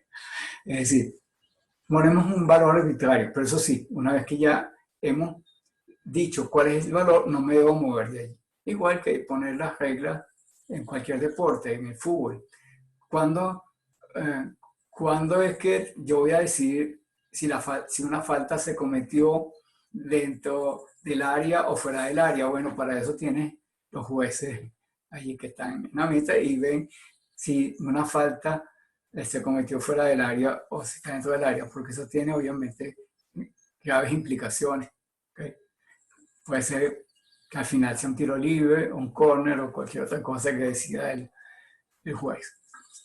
Ok, así que entonces, bueno, lo que hacemos es que igualamos ese término allí con lambda sobre 16 y de eso nos dice un valor para esta distancia. ¿Okay? El valor de R sub FF, que es la distancia límite entre el campo cercano y el campo lejano, para mí, con ese criterio, ¿verdad? Vendría dado por esta expresión. Entonces me dice que la distancia al campo lejano, la FF es far field, ¿ok? La distancia del campo lejano va a ser 2 veces d cuadrado sobre lambda, donde esta d es el tamaño más grande de la antena, ¿ok? Esa d sería en los extremos de la antena. Por tanto, este, la definición de campo lejano depende no solamente del tamaño físico de la antena que está acá, que es este término, sino también depende de la longitud de onda. Es decir, una antena puede ser físicamente grande, pero eléctricamente corta, como el caso normalmente de las antenas de radiodifusión. Las antenas de radiodifusión normalmente son antenas físicamente cortas. ¿Okay? La antena transmisora normalmente es una antena de lambda cuarto. Y la antena del carro es muchísimo más pequeña que la lambda cuarto. Es una antena chiquitica en comparación a la longitud de onda, aunque pueda tener 1 metro de alto o 2 metros de alto la antena todavía, porque la longitud de onda banda MF, banda de frecuencias medias, está del orden de los 300 metros. Los 300 metros es a 1 megahertz. ¿Ok? Como la banda va desde 545 hasta 1605, obviamente que la longitud de onda cambiará. Pero estamos hablando de cientos de metros de la longitud de onda. Así que la antena de mi carro es eléctricamente corta frente a esto. Por otro lado, la antena de tu celular no es una antena corta, es una antena que es comparable a la longitud de onda. ¿Por qué? Porque las frecuencias que estamos trabajando aquí son frecuencias muy altas. Aquí estamos hablando, por ejemplo, en la banda de Movilnet, en la banda 2, tendríamos entonces, estamos hablando de frecuencias del orden de 850 MHz. ¿Ok? Si fuera digital, estamos hablando de 900 MHz. Las longitudes de onda ya son comparables al tamaño del celular. ¿Okay? Así que, que es una antena corta, que es una antena larga, depende pues de estas cosas. Así que entonces la distancia a la que yo voy a estar midiendo el campo lejano en un celular, ¿verdad? No es aquí pegadito a la antena. Probablemente estamos hablando de una distancia de varios metros para yo poder considerar que estoy en campo lejano del celular. Bueno. Finalmente, entonces, después de sustituir la expresión en todo esto, ¿ok? Ahora despreciando el elemento ese de error, ¿sí? Considerando que estamos mucho más lejos de eso. Entonces, sacamos el término de la siguiente manera. El término R ya lo habíamos sacado afuera, ¿ok? En el denominador. En el numerador nos queda este exponencial, donde nos queda R menos Z primo que seno Z. Bueno, pero el término en R no depende de Z prima, así que lo puedo sacar fuera. ¿Okay? Yo puedo, entonces, esto es el producto de dos exponenciales, así que saco el término E a la menos J beta R, lo saco para afuera. Y aquí adentro me queda menos por menos va a dar más, me queda E a la más J beta Z prima cosenosita, que tengo que integrar eso. Es importante para nosotros, por lo que hemos visto anteriormente, estudiar no las magnitudes en forma aislada, sino con relación a la longitud de onda. Y lo vamos a ver aquí. Si yo sustituyo beta por 2pi sobre lambda, que está acá, ¿verdad? Entonces me quedaría lo siguiente, que aquí me quedaría 2pi sobre lambda, así que yo puedo tener que las distancias las puedo expresar en longitudes de onda. Así que me va a interesar en no medir esto en términos de Z prima exclusivamente, sino en términos de Z prima sobre lambda. Por tanto, en esta expresión, entonces la corriente ahora la voy a expresar no en términos de Z prima, sino en términos de Z prima sobre lambda. ¿Sí? Hacemos un cambio de variable. Entonces voy a cambiar Z prima por Z prima sobre lambda. Eso significaría que cambio la corriente ahora por una Z prima sobre lambda. Mi variable de integración va a ser Z prima sobre lambda y aquí me va a quedar menos J2pi por Z prima sobre lambda por el coseno psi. El término que tengo acá es una transformada de Fourier que me está mapeando un plano en otro. Me está mapeando debido a este kernel que está acá, ¿verdad? Debido a este kernel, esto me está mapeando el plano de Z prima sobre lambda en el plano de cosenosita. Eso lo deben estar estudiado como estudiaron Fourier. Así que entonces, bueno, en realidad esto no es exclusivo de Fourier. Cualquier transformada lo que hace es un cambio de plano. Normalmente entonces voy a escribir algo por un lado solamente para aclarar. Supongamos que yo tengo una función de una variable. Vamos a no repetir las letras que están acá, vamos a llamarlas, no sé, sí, bueno, X y Y, aunque no son coordenadas. Vamos a suponer que yo tengo una función X, f de X, que yo tengo en un plano. Y yo voy a transformarlo a otro plano, donde la variable vamos a llamarla Y. Así que yo voy a tener ahora una función, llamemos f grande, que es una función de Y en ese plano transformado. Y lo que hace una transformada es esto, agarra este valor que está acá y lo multiplica por una función de dos variables, X y Y. Esta función la llamamos nuevamente con la letra K en X y en Y yo integro todos los valores, para todos los valores de X integro esto. Esta función K que está aquí se llama kernel de la transformación. En el caso de la transformada de Fourier, el kernel es un exponencial, ¿verdad? Entonces esta función K lo que hace es realmente que me convierte esta función f en el plano de las X en una nueva función f en el plano de las Y. Donde estas X y unas Y son variables independientes una de la otra.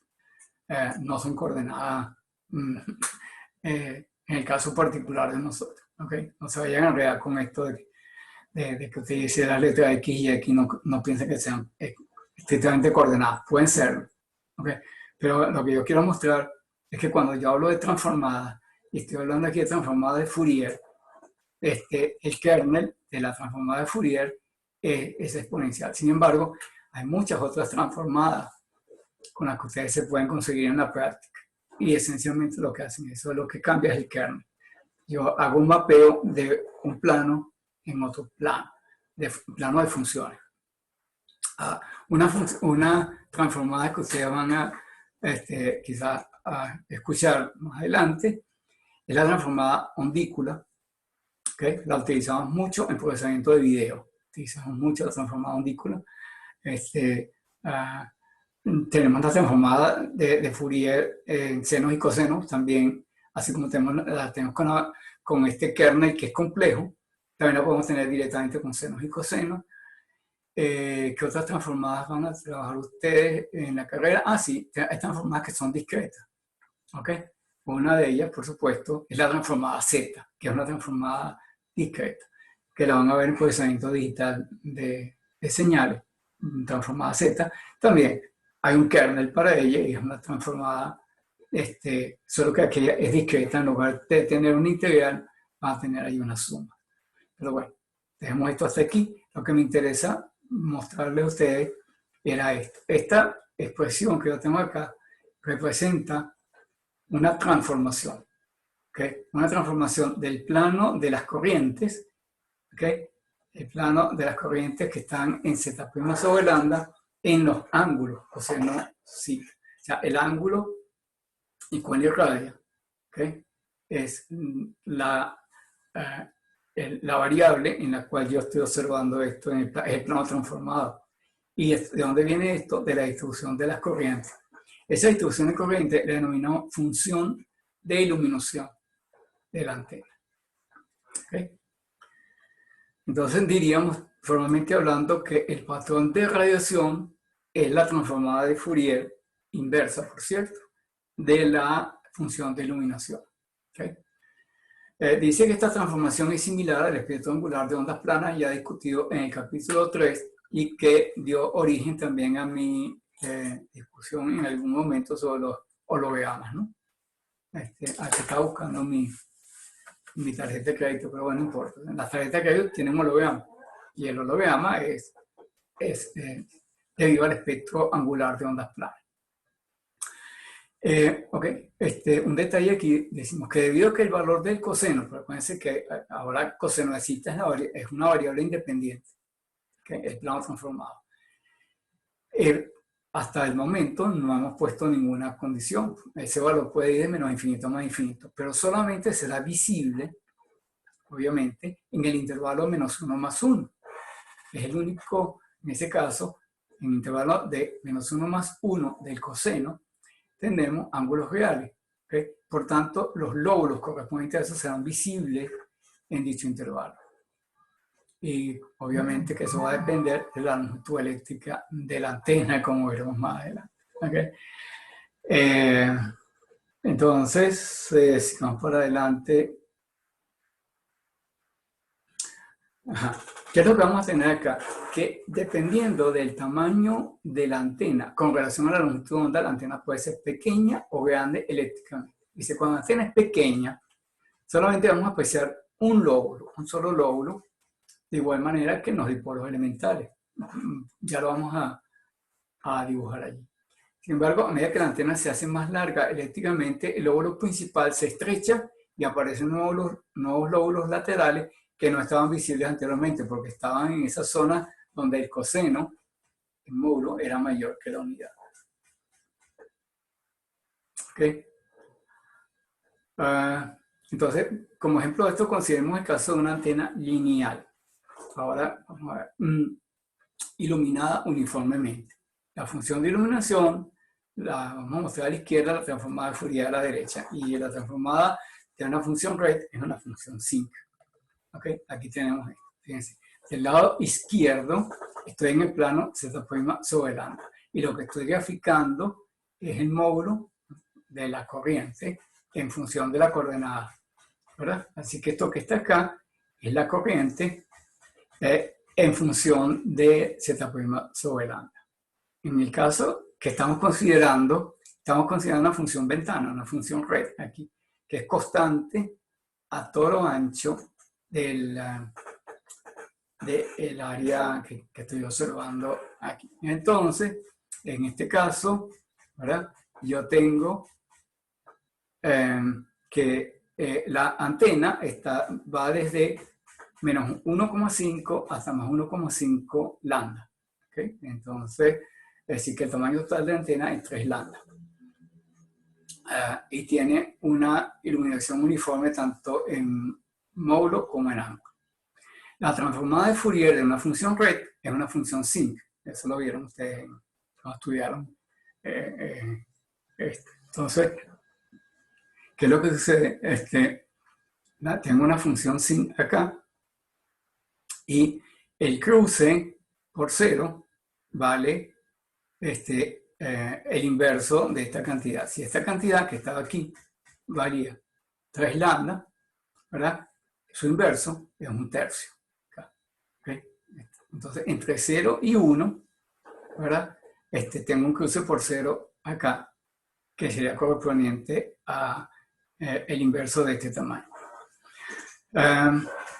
Y luego, como ustedes ya saben, pues esto va decreciendo. Pero esta función se extiende más allá de los límites de menos 1 y más 1.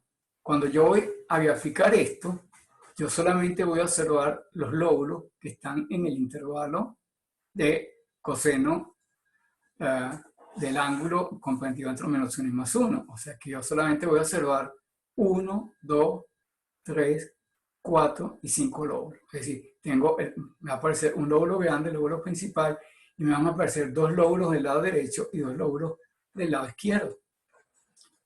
Y los otros lóbulos no se ven acá.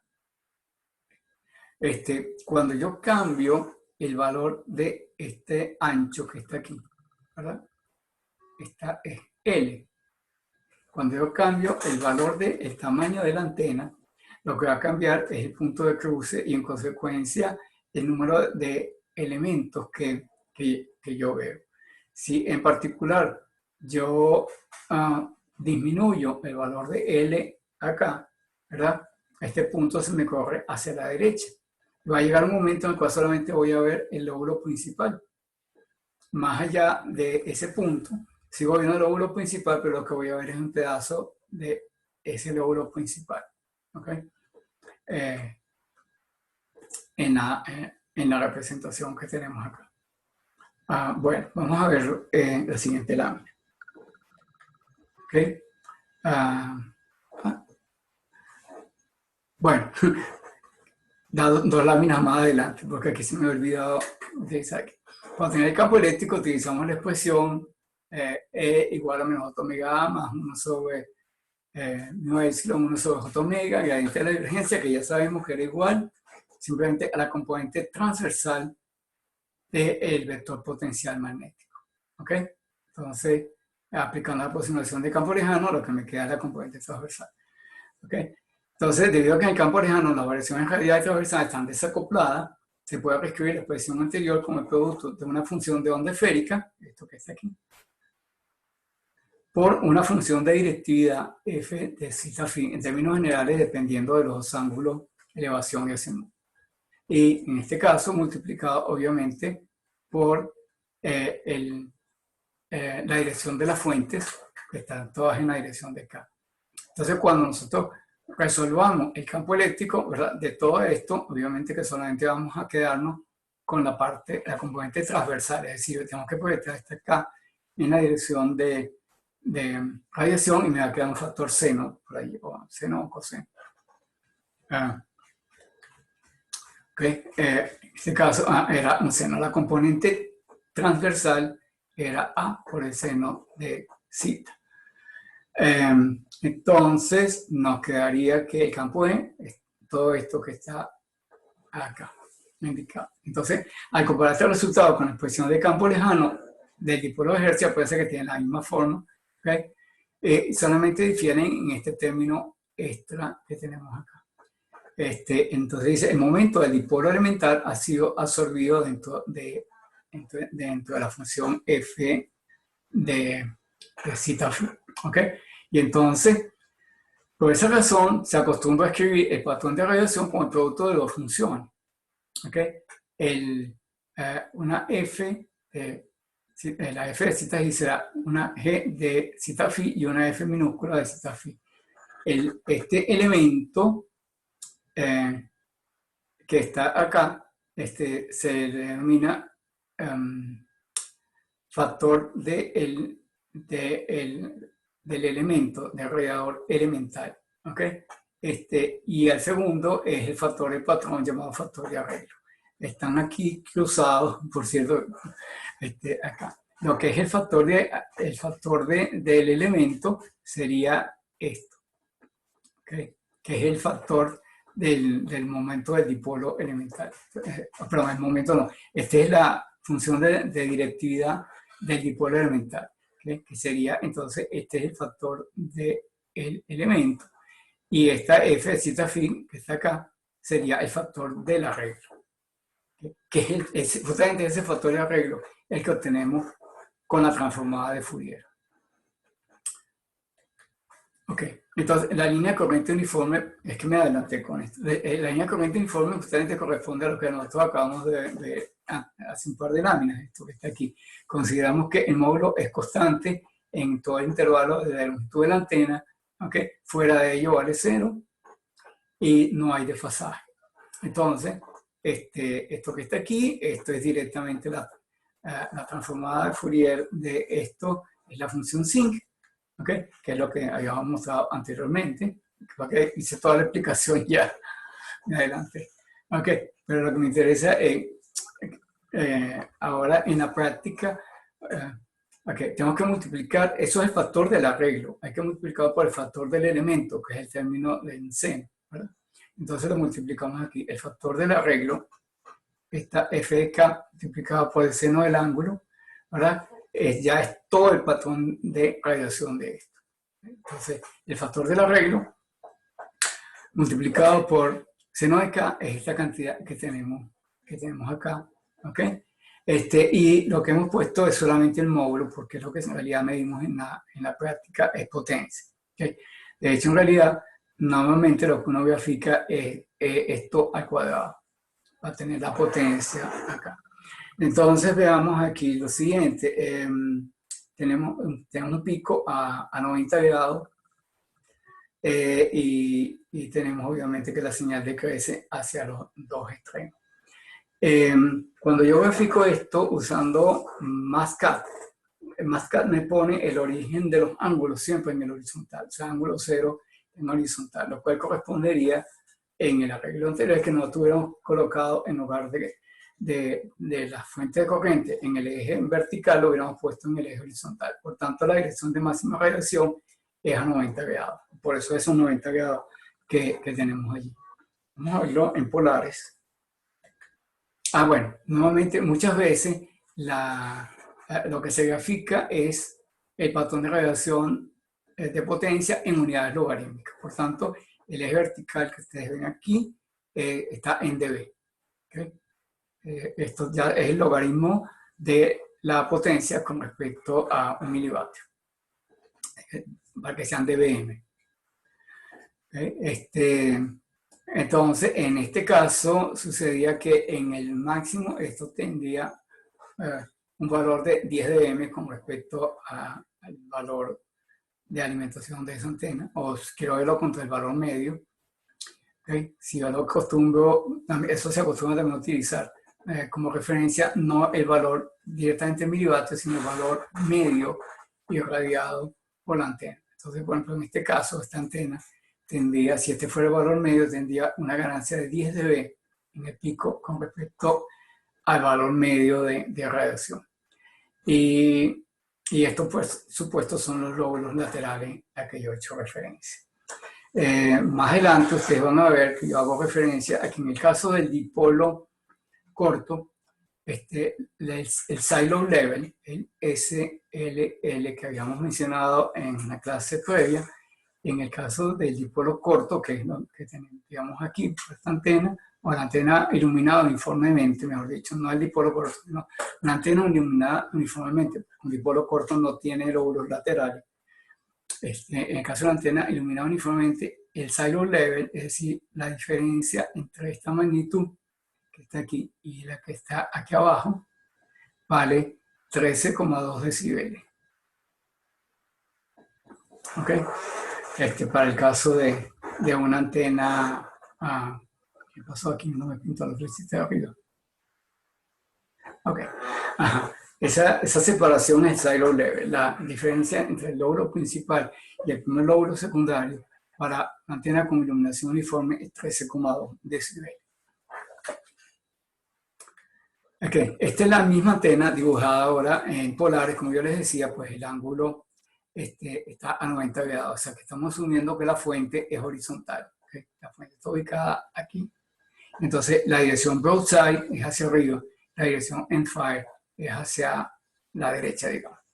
¿Okay? Entonces fíjense, tengo para esa antena, tengo un lóbulo principal y tengo una serie de lóbulos secundarios aquí indicados. Y hay unos que yo no veo porque esos lóbulos corresponderían a ángulos imaginarios. ¿Okay? Sin embargo, como vamos a ver dentro de un ratico, es posible que esos lóbulos aparezcan bajo ciertas condiciones que vamos a ver. Déjenme un par de láminas. Bueno. Okay, entonces se aprecia claramente el lóbulo principal apuntando a la dirección broadside, que es 90 grados, como ya les expliqué. Okay.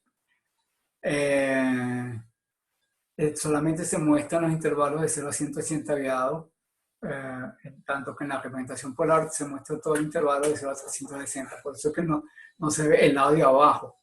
¿Okay? En la polar no aparecen los lóbulos que están del lado de abajo. Estrictamente hablando, debería ser una imagen de lo que tengo arriba, porque hemos dicho que esa es una antena lineal, es decir, que presenta simetría axial alrededor del eje de la Z, y por tanto eso que yo tengo aquí arriba mostrado, yo debería también verlo abajo, y en realidad en todos los ángulos de azimut, ¿ok? De la antena. Solamente estoy observando la variación en elevación. Ok. Por comparación, aquí tenemos la situación para el caso del dipolo corto. En el caso del dipolo corto, lo que sucedía era que prácticamente lo único que tengo es una constante arriba en el seno, el seno de x sobre x prácticamente 1 todo el tiempo. Cuando yo lo multiplico por el seno del ángulo, ¿verdad? Entonces me queda esta función que tengo acá, que es el seno del ángulo que hemos observado anteriormente como patrón de radiación para el dipolo corto. ¿Okay? Y si yo lo pintaba en polares, pues esto es lo que ya también habíamos visto anteriormente. Y de nuevo la misma observación anterior. Estoy observando solamente los ángulos que están entre 0 y 180 grados. Debido a que esto tiene simetría axial, esto se repite del otro lado y ahí es la famosa dona de que habíamos hablado en clases anteriores. ¿Okay?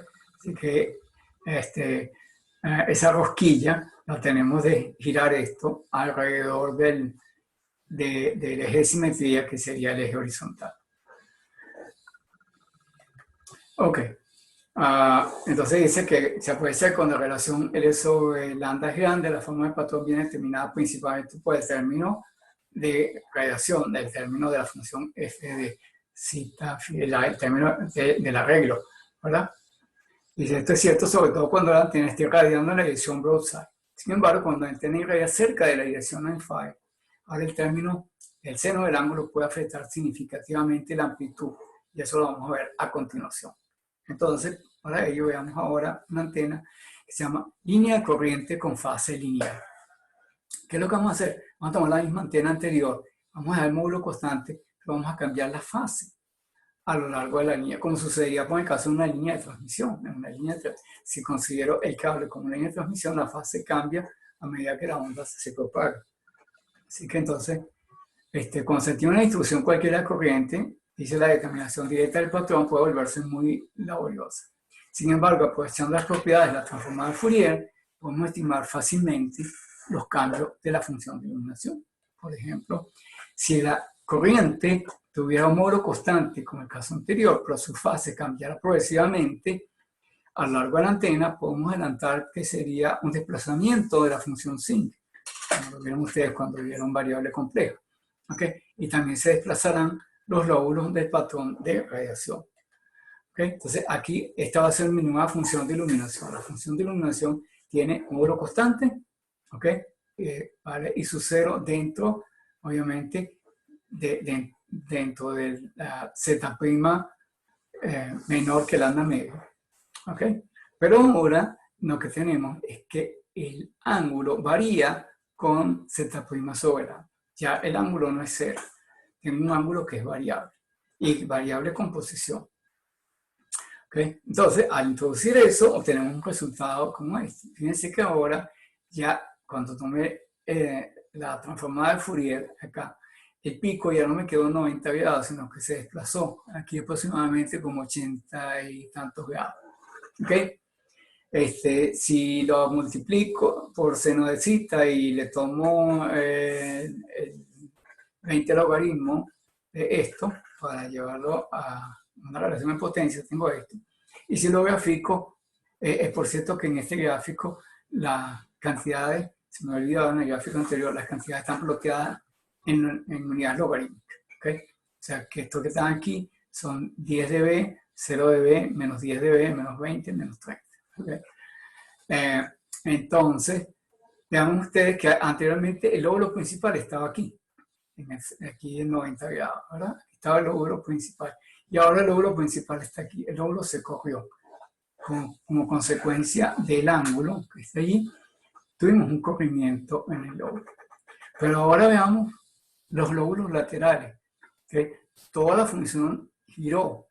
Pero entonces ahora veremos que del lado derecho tenemos 1, 2, 3 lóbulos laterales y del lado izquierdo tengo 1, 2, 3, 4, 5 lóbulos laterales. Es decir, cuando la función se corrió, lo que sucedía es que en los lóbulos que estaban escondidos, por alguna manera, ¿okay? Porque estaban en los ángulos imaginarios, comienzan a aparecer. Aparecen esos nuevos lóbulos que están aquí, ¿verdad?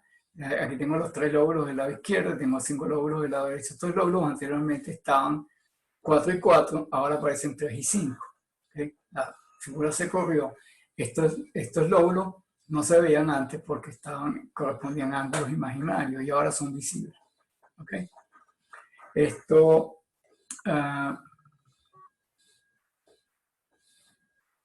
Entonces el lóbulo principal se ha desplazado de la posición broadside, que estaba en 90 grados, hacia un lado, como dice en este ejemplo, estaban como en 80 grados. ¿Okay? Pero yo puedo cambiar el ángulo, que de hecho es una tarea que tienen que hacer ustedes. En la tarea de la casa, ustedes justamente lo van a hacer, que ya tienen el algoritmo, ustedes no tienen que ni siquiera programar la transformada de Fourier, porque ya está en Mascat, es un caso que le llaman. Ya ustedes tienen una maqueta en el módulo 7, que lo único que van a hacer es cambiar los valores numéricos, los valores de los parámetros, y ver qué es lo que pasa. Entonces, uno de los parámetros que va a cambiar es el ángulo. Entonces, obtenemos,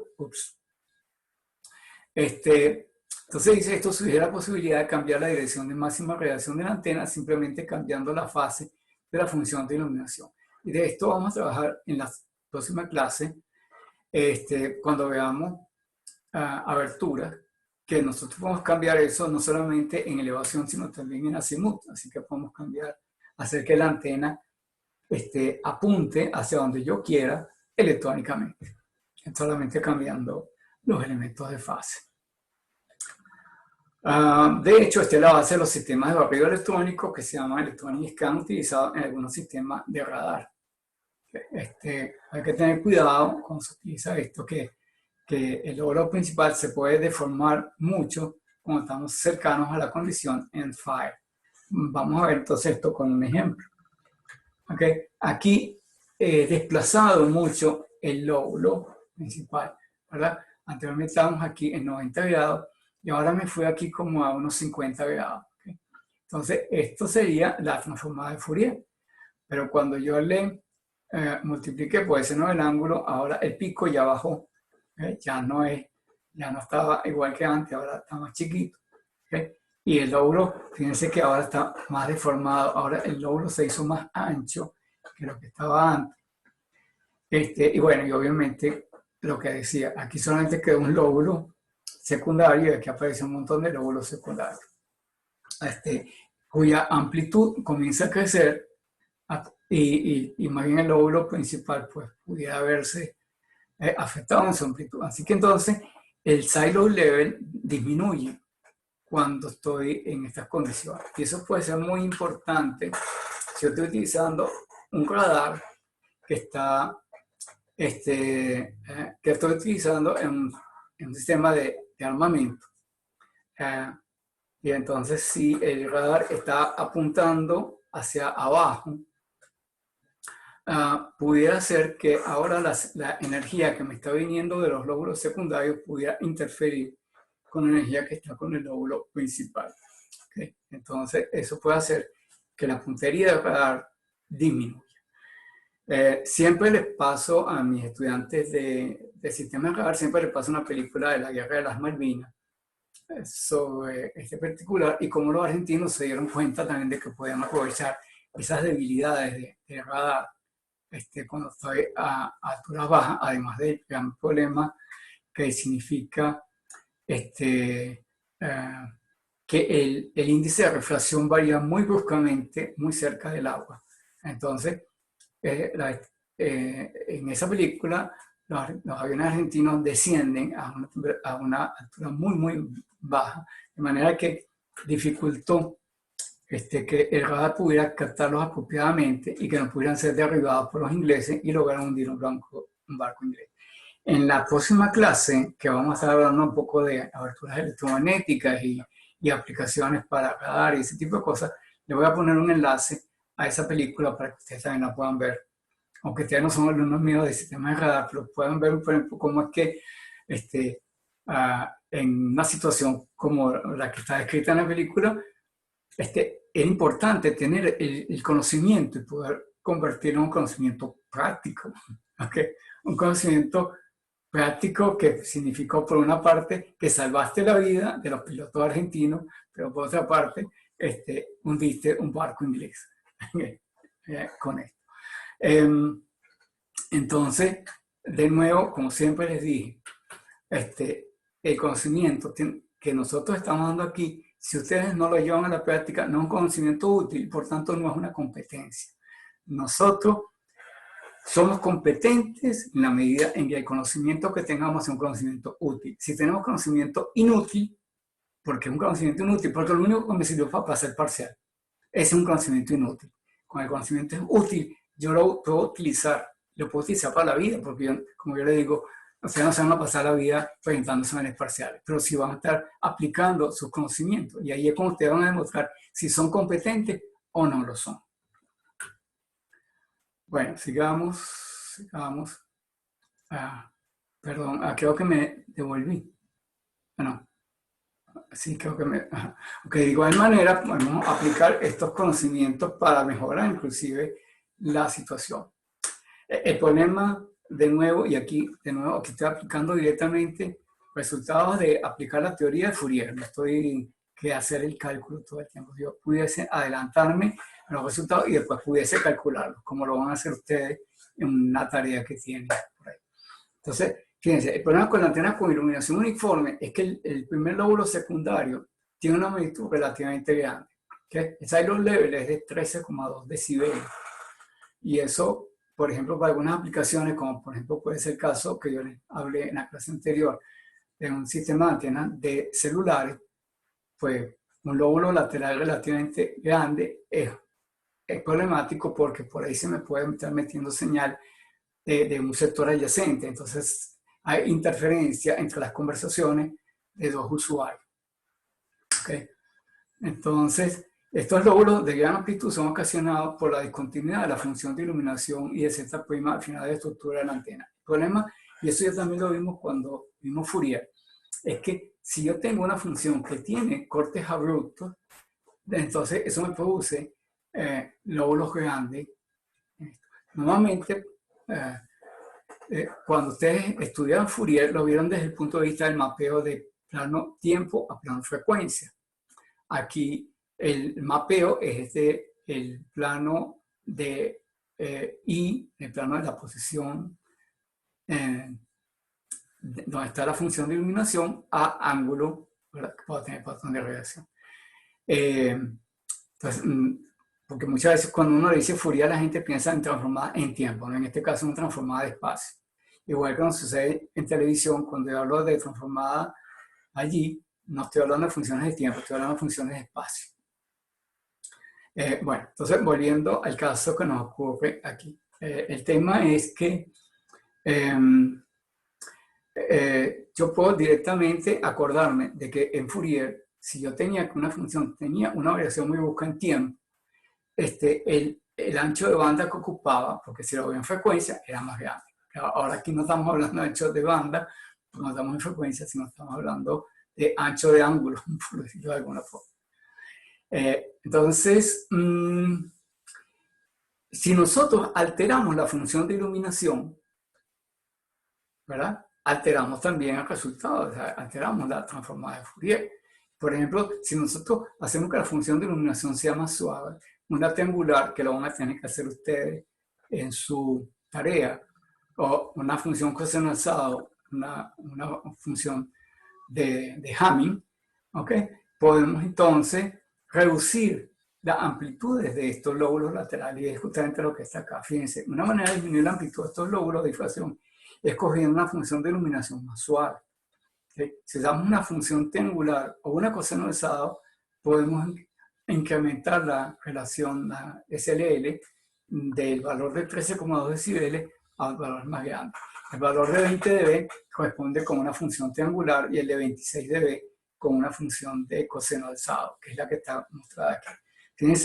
Fíjense la distancia que hay desde aquí hasta aquí, en el caso del coseno alzado. ¿Okay? O sea, hemos incrementado el side load level significativamente. Y lo pueden ver aquí también en el dibujo en polares. ¿Verdad? Aquí tengo un lóbulo y en el otro un lóbulo muy pequeño. Entonces, ¿qué es lo que sucede? Si aquí yo estoy iluminando un sector, por ejemplo, de celulares con esta antena, yo puedo tener otra antena cuyo lóbulo principal esté de este lado, iluminando esta sección que está acá, para darle servicio a otros usuarios. ¿Okay? Estoy haciendo estoy haciendo reuso de la frecuencia, o sea, estoy usando las mismas frecuencias en este sector que en el sector de al lado. No voy a tener interferencia porque las señales de los usuarios van a estar metidas en los lóbulos chiquitos, van a estar muy, muy atenuadas con relación a el usuario que está en esa celda. Okay, bueno, esa es la última lámina. Creo que no hay mucho que hacer de resumen, porque además la clase también ya se hizo larga. Okay. Esto simplemente era para cerrar, digamos, lo que venimos haciendo. El día de hoy, pues, vimos antena como receptora y en función de esto definimos un parámetro, denominamos el área efectiva de la antena. ¿Okay? Y luego, otra de las cosas que vimos fue otras antenas más allá de las antenas elementales, el dipolo eléctrico, el dipolo magnético. Vemos que nosotros podemos construir antenas mucho más generales, simplemente sumando cantidades de elementos de estos chiquitos, estos elementos elementales. Esa suma, obviamente, la planteamos como una integral y comenzamos a resolver algunos problemas de algunas antenas particulares. En este caso, la antena que estudiamos fueron básicamente las antenas lineales, queriendo decir que son lineales porque todos los elementos están alineados a lo largo de un eje, ¿verdad? Por tanto, esa antena tiene simetría axial alrededor de ese eje, igual que lo tenía el dipolo de Hertz o el dipolo magnético. En la próxima clase vamos a ir un poco más en esta dirección. Ahora, en lugar de variar la antena en una sola dirección, ahora vamos a variarla en dos direcciones. Es decir, en lugar de tener una función de iluminación en una sola dirección, voy a tener una función de iluminación que está en dos dimensiones. Y eso va a significar también de que ahora yo voy a poder, para antenas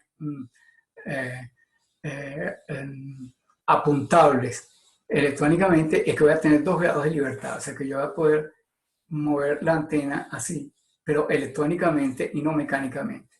Y eso va a ser muy importante para algunos radares que vamos a ver en la próxima clase. Esto, digamos, sería todo por el momento. Ya para mí ya son buenas tardes. Yo empecé a grabar esto del mediodía.